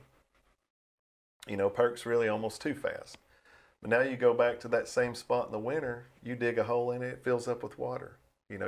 So instead of soaking up the water, it fills up with water. So, that's the difference, and that's a seasonal high water table, and that's what we want to keep septics out of. So that's the reason why we do the soil map, and we determine if there exists a seasonal high water table. That's part of it. And then in a big subdivision where they have that community septic lines, I call it, they're filtered, like the majority of it's filtered out, and that's when you need somebody to maintain it, to change the filters or whatever. Yeah, they stay. They're kind of a deal now where a lot of it's done remotely. They've got iPads or even their phone that gives them real time data, about that system, like what the numbers are, how much flow is going through it, how much, is coming and going. And so they've got to keep track of that. And but yeah, one of the things that happens is a pump needs to be replaced, filters or valves, that sort of thing. There's constantly something going wrong there. And that's why they have to be managed by somebody that... Yeah. And the water, it has to be tested, and it's got to meet the quality, certain qualities and everything. So now I always hear people say, why don't we go to the mound system? And I don't know what that means. It seems to me like there's no magic in getting rid of waste. There's not. It's just, you can either... Well, the only way to speed it up is to not let it out. Well, I always get this, a lot of people, they think that these new infiltrator lines, the chamber systems, are just some magical system that, if you put them in any soil, that it'll just, help it go away. But it's really not, because at the end of the day, that you're asking that soil to absorb X amount of water in X amount of time in a given day. So there's no magical system. There is nothing you can do. It's just the soil. If it won't absorb, then it just won't absorb.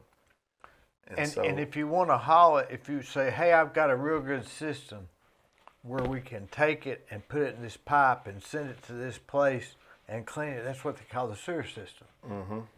So there's really no magic to this thing. Now, if you had a subdivision that had a community filtration thing, then you'd have to have a homeowners and Well, somebody wouldn't. people have to pay a sewer bill, just This like guy you would would if you lived pay in and the that city. guy wouldn't. He wants his brother-in-law to do it, and his wants his brother-in-law to do it. So he just Well, what be they an do argument. on those community systems, if you don't pay your bill, they'll shut you off. Turn your valve Yeah, they'll off. turn your valve and lock you out of the system. You won't have any sewer. Then they'd have a lawyer saying, "No, he did pay it. He didn't. Yeah, right. Yeah, he did pay it. You Yeah, just it didn't could see be a him pay headache. it." And Now I've done some of those. There's a guy that we've done a couple Love's truck stops. They put them on those large drip systems.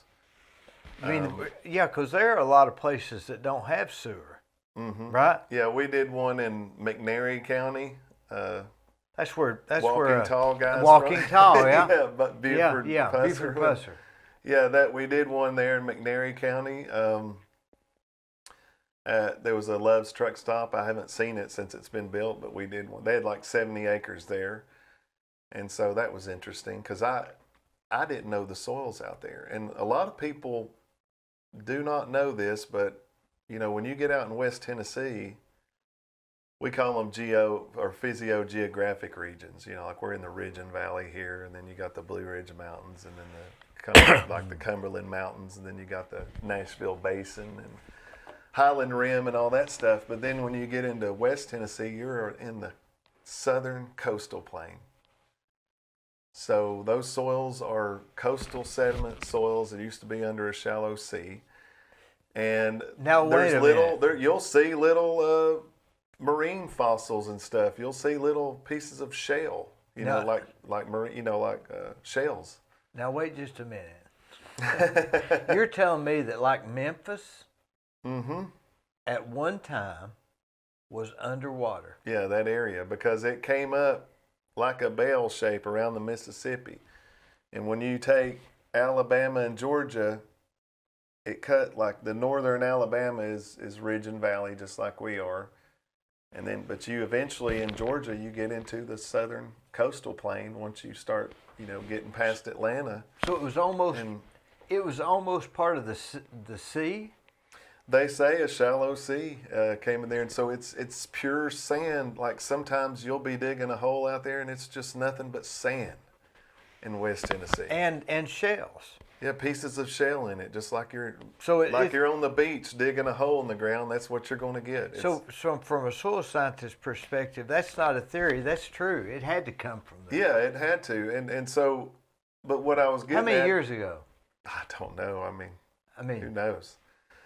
But yeah, but when I was out there, this guy asked me, will you come out here with me and look at this site in West Tennessee? And I'm like, well, I don't know the soils out there. I didn't want to do it. But so I said, well, look, I'll go with you. We'll walk it. I pulled up the soil survey map.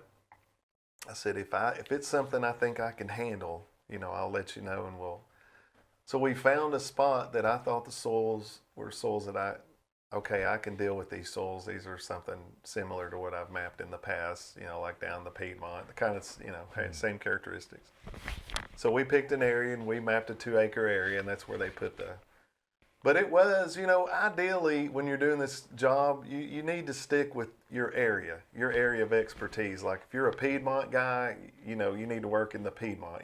Piedmont guys don't need to, I ain't saying they can't or not to, but generally they're not going to come to the Ridge and Valley because they don't know the soils. Isn't that true in everything? They know soil, like they can classify soils, like they can sit there and dig and say, well, I'm seeing this and this, and I'm, you can get it done. You can do your job because as a soil scientist, you want to think that I can go anywhere and classify soil, to some degree, but when you work in an area like I do, the Ridge and Valley, you get to know the soils, you get to know the landscape positions, and it just helps you do your job. So I was just really out of my area over there. And then they had to get a guy from the state to come review it, and he was kind of joking, what are you doing out here? I know him, Paul Brawley, I see him at the meetings. Yeah. He's the soil consultant supervisor of West Tennessee, or was. He retired since then, but. So they got a soil consultant supervisor in West Tennessee, they got one in Middle Tennessee, and they got one in East Tennessee. Who makes him the soil consultant? Well, they work for TDEC. And the way the program was originally set up was TDEC, Tennessee Department. Department of Environment and Conservation. Okay. Really before private soil consultants started doing a lot of the work around here. Most of it was just done by, or a lot of it was done by, and they still do it this way.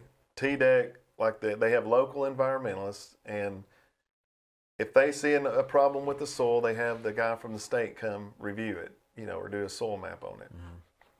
And so the guy out in West Tennessee, that's what he was. And the guy, Billy Roach, he's from East Tennessee here. He lives up in Englewood. And so they also do quality control. So if there's like an issue with somebody's soil map, or a homeowner has a failing system, and they're like, what do we do? They call the environmentalists. Well, first thing the environmentalist does is they call Billy Roach, and then he comes down here and they start reviewing the site to see if it's a soils issue. They're trying to get down to the bottom of why this system's failing. What's the cause of the failing system? Is it the soils? Is it the installation? The pipes. Sometimes it ain't always easy to figure out. Because it's buried. Nobody knows, but a lot of times it's the septic tank settled and the line didn't, and it's not getting out. Yeah, and you try to. There's ways you can figure out what the cause might be, but that's what he does, and that's what those guys do. They're quality control, and then they review a lot of sites, and then also like those drip sites I was talking about earlier. Like the pits where after he has to come review the pits, like they have to come behind me. So I describe the pit, then he looks at the pit and describes it as well, and then compares our notes and like, are we in agreement that this is, this structure and this texture and all that, before it gets submitted. So let's go back to his picture. I want to see his picture. You got it handy? I want to see your pictures. You tell me what you're wearing. See now the vest. What do you keep in the vest? Well, I keep the clinometer like we talked about, and then I keep the... Yeah, that's where we left off. But I keep the compass, and then...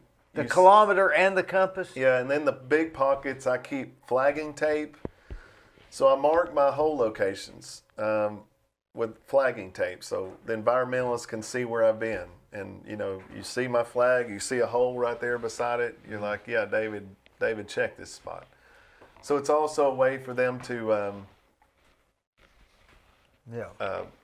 it's also a way for them to see, they can see where I map, so they know where they're. It's control points.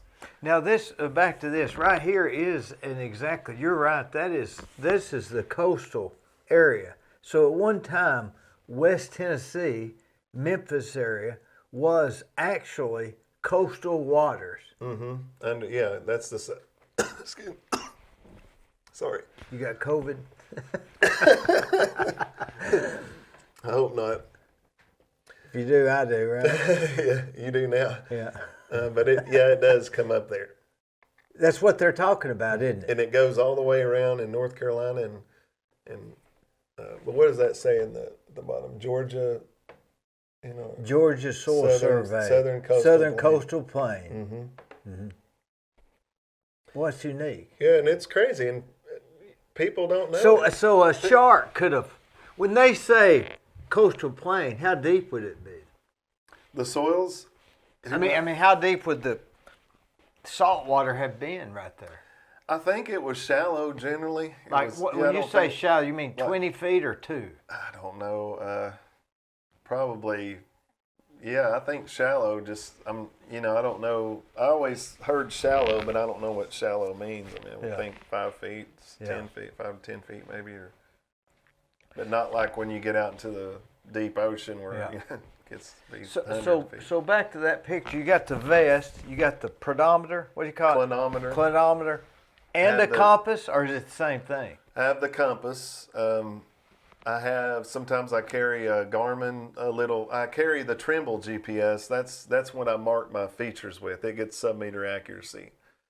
So when you're, what do you mean sub? Sub-meter within 3 meters on average. 3 feet. 3 feet is what I meant to say. So if I click a data point, that's what I do. When I auger a hole, I click it with the GPS. You say, I'm here. Click. And then I download that on the computer, and then I overlay it onto the maps. On Sundays. On Sundays. Yeah. And then when leave it on. everybody's out playing golf out on the river. I'm sitting there downloading maps. And then you put it on the front porch in the morning for somebody to pick up after you've made your lunch. Mm-hmm. Now back to the picture. The picture you've got a clipboard. Clipboard What's I the carry clipboard for? Well, one thing I like to do is be prepared. Ideally, so when a person sends me a site, I mean, how do you get happier than this guy is right here? You don't. I mean, what's that in the case? Well, I got gloves. You can see I got a little glove clip. I've got leather gloves. That's for sampling soils. It looks like I've got my little flag holder thing there where I carry the little wire flags up in the ground. Yeah. I've got the Trimble GPS pouch, and you can see in my left hand I've got the Trimble unit. Yeah. And probably a pack of matches. No, I don't. I don't carry those. I carry mace. What's the mace for? For a dog. Or birds or bears. Maybe bears. Sometimes And the gloves for augering the hose, I guess. Well, yeah. And what if it's 18 degrees outside? You still going? We do. We'll work year round, and there's some horrible. We've worked out when it's 10 degrees, and the wind blowing. It's horrible, but we just put on multiple layers. I put one of those masks on my face, the covers my face. I have a toboggan. I just dress for the occasion. Do you have those hand warmer packs? We do that. Yeah. And sometimes it's just so cold out there. But what I was going to say was sometimes you don't know how to dress. Like you put on a fleece jacket, and then this time of year it's cold when you get out in the morning. Then you put this fleece jacket on. Then you get out there and start walking around the woods. Now you're burning up. Then you take it off. Now you got to take off the fleece jacket and tie it around your waist. So that gets annoying. Like trying to decide, what layers to bring. Yeah. So I don't know how many times we'll go to a job site and I'll get on my truck and I'll just be real cold, when we first get out. And I'll put this fleece jacket on, and then we get, 50 feet, walk back into the property. I'm like, I'm already hot, It's just the way. So it's hard to determine. But I think this time of year, the best fleece is not good when you're doing it. I think just a sweatshirt works the best, just something that's warm, but fleece is just too hot. That's only when it gets really cold I wear the fleece. In your lunch that day, you'd bring a warm lunch. I've done that before, but it's been a long time. I've brought soup and stuff, but no, generally I don't. Just too much trouble? Just the same old lunch year round. Mm-hmm. Same old sandwich over and over. Yeah. But you were saying earlier, fruit. I like the fruit, watermelon, pineapple. How do you bring pineapple? Well, I'll buy a pineapple and cut it up and put it in a bowl, and that'll last me the week. And then I'll cut up some watermelon or bring grapes. But I just love fruit, and that's my, kind of like my dessert after I've had my sandwich. I'll eat my little fruit. Well, you've got the best job. I bring a Coke, usually like a Coke Zero, but that's usually the only Coke I drink all day is the one Coke Zero. But I try to drink a lot of water, because especially in the summer, when you're burning up, I try to drink at least 3 to 4 quarts of water in a day. Do you get a lot of ticks on you in the summer? Well, you do. They're always the worst, in the early spring, and they're just really, really bad at that time. You're just constantly coming home and finding one, but I haven't found one on me in several weeks now. But one thing I do worry about is yellow jackets a lot. They're pretty dangerous. And have you ever gotten into a swarm of them? I have. Luckily, I've never gotten just really bit with them, but I know some people that have, like 20 or more bites, and they it can be dangerous. You know, people's died, you know, from yellow jackets, and you'll just get on a nest and you won't know you're on it until it's too late. You know, you'll be standing there augering a hole, and then just all of a sudden they're all over you. You know, they're all over your pants leg. What would you do? I mean, it doesn't happen often. What do you do? You run, for one thing. Just run? Yeah, and that's one of the reasons why I wear prescription safety glasses. A lot of people nobody really asks me why I wear them, but they kind of look like sports glasses. You know, like you see. Were they in that picture?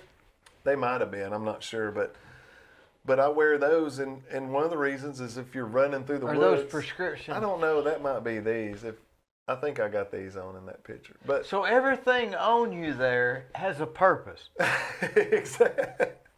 Yeah, I got my cell phone in my little side pocket, and yeah, that's the gear I put. You know, I mean, nothing there is an accident. I mean, the jacket. I also carry a little, you know, like the little scrape tools, like they're 5-in-1 they call them. Well, the little what do they call them?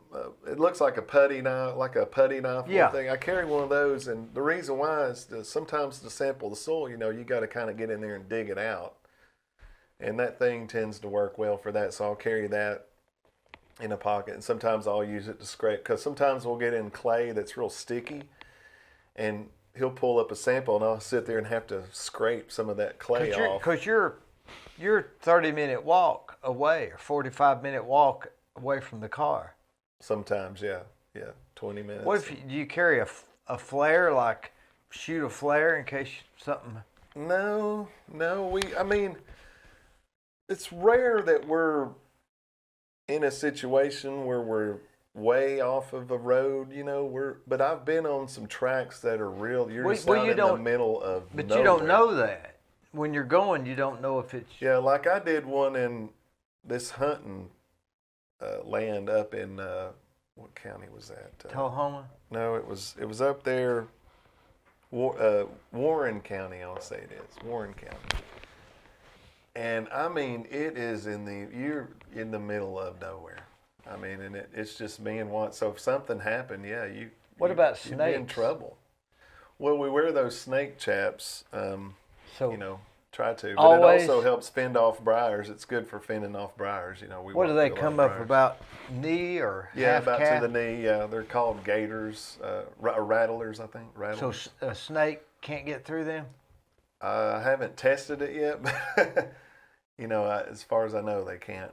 So do you think you had those on there? No, I didn't have those on there. Because the I area... didn't see any need to wear them on that site. You know, so on that particular site, you thought, did it cross your mind, should I wear these snake boots? And you decided no? Yeah, I guess so, because it was the vegetation. I guess it was mowed down, or you know what? Yeah, a lot of times. But we're in the typical woods. I'll wear them, or high grass. You know, I'll wear them. Have you ever seen any snakes out like that? You know, I've been doing this like 21 years, and I've never seen a rattlesnake out, and it's crazy. It's just crazy to think that I've never seen. Well, a rattlesnake. maybe they're not out like we think. Yeah, but in that many years, but I've seen probably about 4 to 5 copperheads, and that's it. One of them was up on what's that mountain called? It's in Polk County there. Chestnut Mountain? Star Mountain? Chestnut Mountain over near Reliance over in there. We were up there digging backhoe pits, and there was a copperhead, and one of the guys that worked with the guy with the backhoe, he chopped it with a machete and killed it. It didn't just run off? No, he killed it. And then I walked past them before, and they're pretty creepy. The copperheads are. They scare me. But we see mostly black snakes, you know, or whatever. They don't scare you? Or whether they call them rat snakes, Chicken or chicken snakes, or whatever. We see those. Do they just run off? Yeah. And sometimes when you first see one of those chicken snakes, it looks almost, you know, poisonous. When you see it, are they like disguised in the dirt? They can be, yeah. Mm-hmm. Yeah, sometimes they're hard to see, camouflaged. But they won't hurt you? No, they're not supposed to hurt you. Black snakes are. But they would bite? Like I wouldn't kill a black snake. I mean, you know, I think they eat copperhead or something. People said, I don't know. I don't know if I saw one, I'd just run. Yeah, I wouldn't wait and see what kind it was. yeah, run or.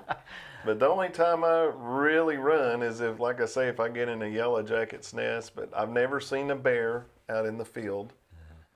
My former boss actually had a bear encounter up in the Blue Ridge Mountains, and it scared him pretty bad. I think he was walking through one of those old little strip mines in Dahlonega. They used to mine for gold. Yeah. They'll have these big trenches. You Yeah. know?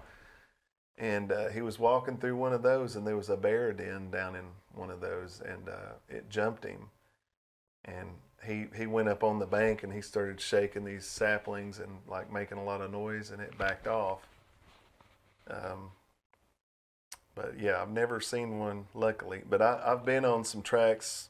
There was one in particular that we were working on in the Blue Ridge Mountains. There was bear poop just like almost everywhere you looked. And then there was evidence, and I had a little canteen, like a plastic canteen. I had lost it because the belt clip had broke off, so I was having to carry it around, and I'd have to set it down at each hole, and I'd just forgotten about it, and it laid there.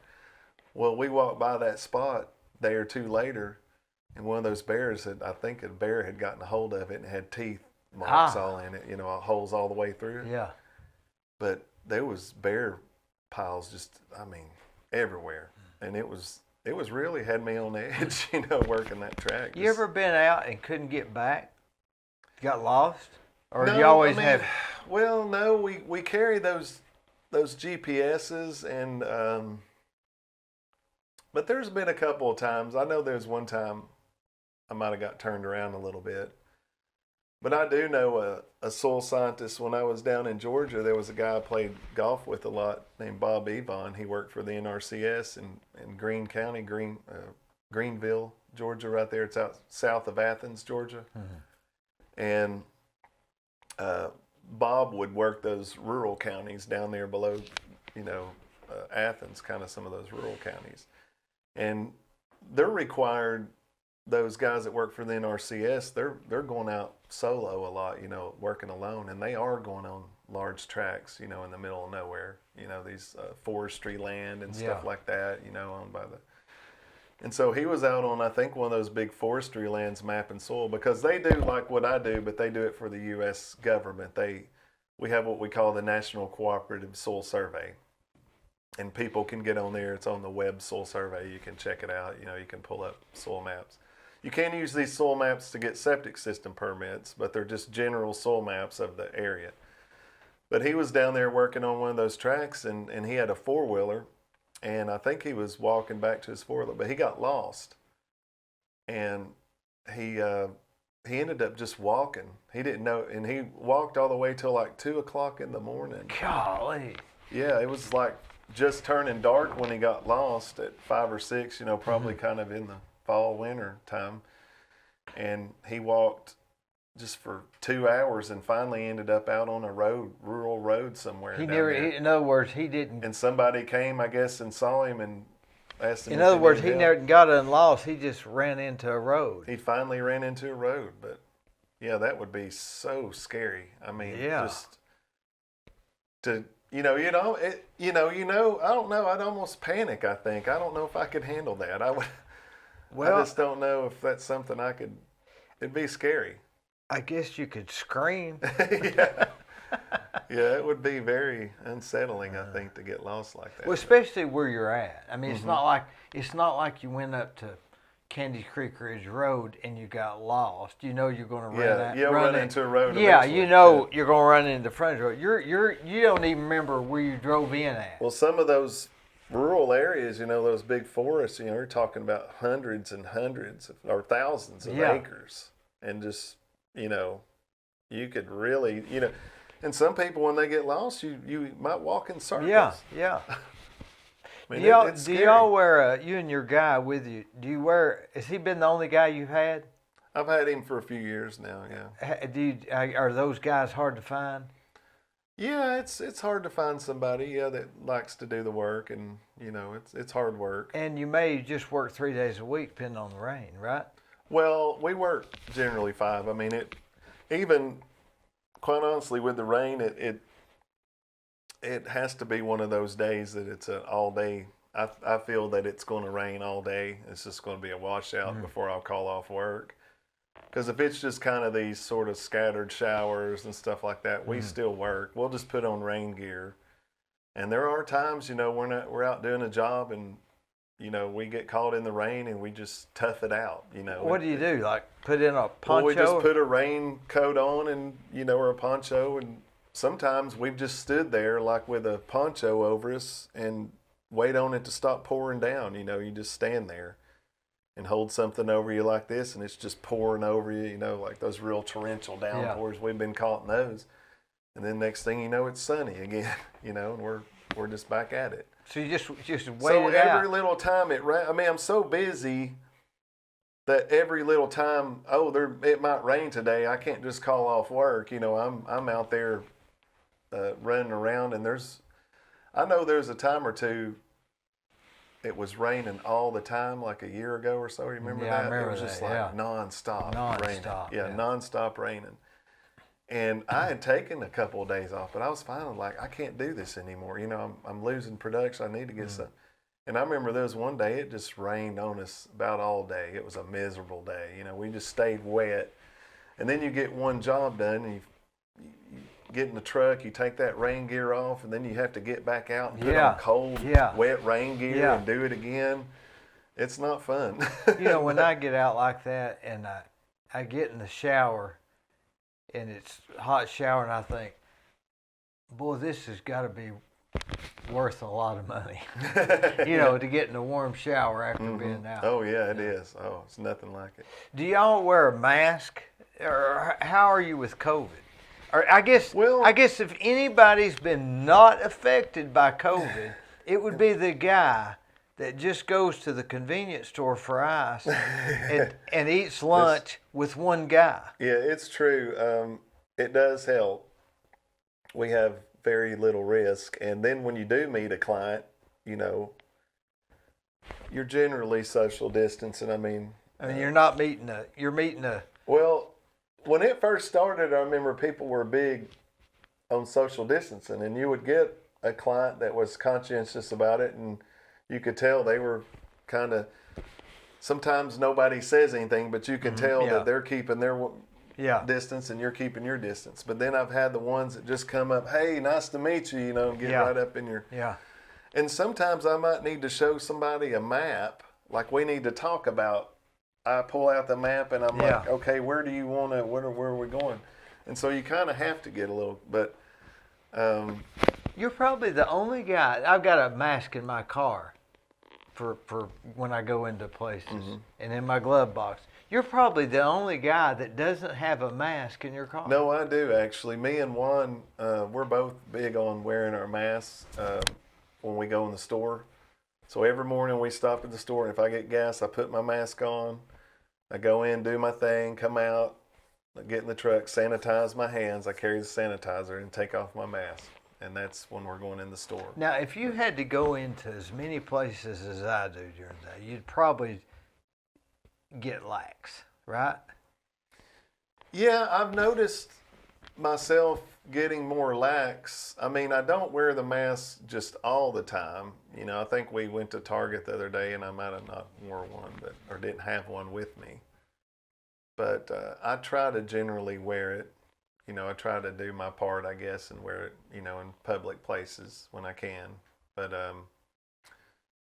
it's really, you're trying to protect not just yourself, but other people. If you have it, you don't want to give it to somebody else. Of course, where would you get it, right? Yeah. Well, honestly, I worry about my kids the most, bringing it home. But I was, about 3 weeks ago, I had a cold. I came down with a bad, and it started with my younger son, who's 14. He came down, he said, when he was coming down, he said, Dad, I think I got the Rona. And I said, really? You know, he was getting like a sore throat and stuff. Yeah. And, you know, you're thinking, Yeah. gosh, really? You Yeah. know, maybe he is. But you're pretty much at that point, you're like, well, if he's going to get it, then I'm going to get it. You know, there's no turning If back he's going to now. get it, I've got I've it. got it. Yeah, it's over. Yeah. And so he went to the doctor, and we had him. Actually, the doctor thought, you know, that maybe it wasn't, or he didn't think it was corona, and just thought it was a normal sinus infection or whatever. Wasn't going to test him, but my wife said, no, can you please just test him for the school so they'll, you know, just in case. So they tested him, and it came back negative. Well, then my older son came down with the same thing. And then he was out of school some. And then sure enough, I came down with it. And, you know, but I was coughing a lot, and people's like, you got the coronavirus? Yeah, You know, everybody yeah. thinks you have. But I never went and got a test, but you know, to me, I was pretty sure it was just a run-of-the-mill and sinus infection. Yeah. I mean, just like I've had in the past. I had And a you're really outside bad a runny lot, yeah. nose. I had a little bit of a cough. And ragweed I never was got blooming. chills or a fever. It just seemed like your standard sinus infection. So I never went and got tested. You know, I thought about it, but then again, you know, that's a good time to wear a mask, because what if you do, you know, and you're sitting there coughing or whatever. But Yeah. Do you think they'll come up with a vaccine? What's your thoughts? I think they will, but I believe what they say about it possibly being next year before it's really widely distributed, unfortunately.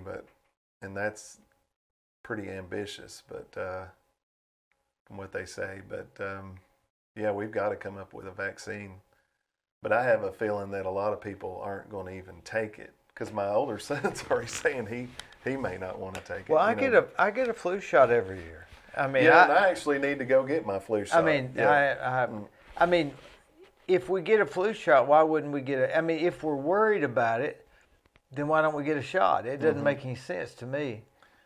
I mean, think, I'm not going. People are scared to get vaccinated sometimes. I think it's just they. Well, they I don't feel want to be like, the first well, one. what if I get this and it gives me, you know, they're just afraid Yeah. of getting a vaccine, I think. And but isn't that like saying, I'm thirsty, give me some water? No, I'm afraid to take the water. Why? Because I'm afraid it'll make me thirsty? Mm-hmm. I mean, it's... Yeah, we got to take it. I think it's something's going to have to happen, you know, to get back to some kind of normalcy. Do you go, have you noticed, I mean, you never were a big lunch eater anyway, out, obviously, we've already talked about it, so you don't really notice places out of business or not opened like the rest of us would, because you're kind of out. Mm-hmm. Well, a lot of the restaurants, I guess most of them have remained open, but they're half open. Yeah, or something. half open or something like that. And yeah, I think going in there, it's a little risky, you know. But I've done it. You know, we've eaten out some. Last week we went to the new Juicy. Actually, they require you to wear a mask. How was that? I loved it. I mean, it's a bad name, isn't it? I love that place. The Juicy Seafood. I'll definitely go back. Well, we've eaten at that one. No, I know him, Sam. That's the owner, Sam. Sam. I can't think of his Well, they last did a name. good job with it. They remodeled the inside. It looks Yeah. completely different. I was surprised. I didn't know what to expect. And What was it, like a seafood buffet or what? no, I don't think it's a buffet. But What did you get? But they have, and it's similar to one I've been in Chattanooga on Gun Barrel. They call it Juicy Crab. I think that's the And same so owner. they put the is it? I think so. Yeah, they put the you get the crab legs, the snow crab legs or whatever you want to get. A lot of lobster tail, all that. They put it in these spices, and the spices, to me, I love this. You have the to crack it spices. open? Yeah, you have to crack it, peel and eat. How do they shrimp, put that peel in and eat. spices? If it's Well, they put it in these bags, and they put all those spices in there. You know, and then they have the potato and the little red potato in there, and so it's better than Ryan's was? yeah, I never went to Ryan's much. But, yeah, I've been there a few times, but yeah, it's been multiple things there. But I'm proud of this new Well, restaurant. they built. that's the same guy that owns he didn't operate Ryan's, but he had the restaurant before it was called the Juicy Seafood. Yeah, and he owns Takoyaki. Oh, does he? Okay, yeah. And Cameron's. My boys, they love takoyaki. Where they cook it, cook it in front of you. Yeah, it's good stuff. Well, David, I believe we've about covered it up. So this right here, this tray of dirt, really has nothing to do with what you do. No, in some ways it does, but no, I thought you were going to get me about 5 different samples. Well, it was hard. I got busy. Where did this come from? A guy by the name of Clay Breakage Yard on Autumn Drive on Michigan Avenue Road. And that was probably topsoil brought in from another job, right? It could have been, yeah, very well. But that little rock right there kind of looks like it came from, creek wash, like it's in a floodplain, like it's creek wash. But what you test is a foot down and 2 foot down, not the first 5 inches. Yeah, not the topsoil. No, not really. We're not. I mean, this does look like it's probably taken from some kind of, bottom land, like wash area, like low-lying area. Does he live in somewhere like that? Yeah, that looks like where it came from. But you've got the most interesting, sought-after job. I guess it's a good thing that people pay you to do it, because you do it for free. Yeah. Right? Yeah, sometimes I've said that, I should pay you to let me work here. So beautiful. Yeah. We go up on Signal Mountain, you got these views. Yeah. So where do you go tomorrow? Tomorrow I'm going to Blue Water, or what do they call it? It's over in Dayton. It's a campground. What's it called? Blue huh? No, that's where they have the Blue. I've been there. I've been there. Campground. I've It's been off there. Highway 30. Yep, and there's a ball field there that has a sign on it that says Dixie baseball. Mm-hmm. I did a. Well, he's doing an expansion. I did a more campground sites. I did a pediatrics doctor's office there, believe it or not. Oh, did you? Yeah, it was a nice okay. place to work. Mm-hmm. And so they had a little restaurant there, but I guess it's out of business now. Mm-hmm. So while the rest of us are here beating our heads against the wall, you're going to be sitting in Dayton in a field eating a ham sandwich. And then I got to leave there, and there's a guy from Cleveland here. He's looking to buy some land in Birchwood, and I'm going to look. I've done some maps for him before, and same guy. He had a place out on what's that? Bates Pike, almost to the Polk County line. Mm-hmm. He had a big 25-acre place out there, and then now him and his mom's going to buy something in Birchwood there. So I'm looking at that. So and then maybe another site or two. So I always have plenty to do. Always have plenty to do. Well, David, I enjoyed you. Yeah, thanks for having me. I really appreciate it. Yeah, it was fun.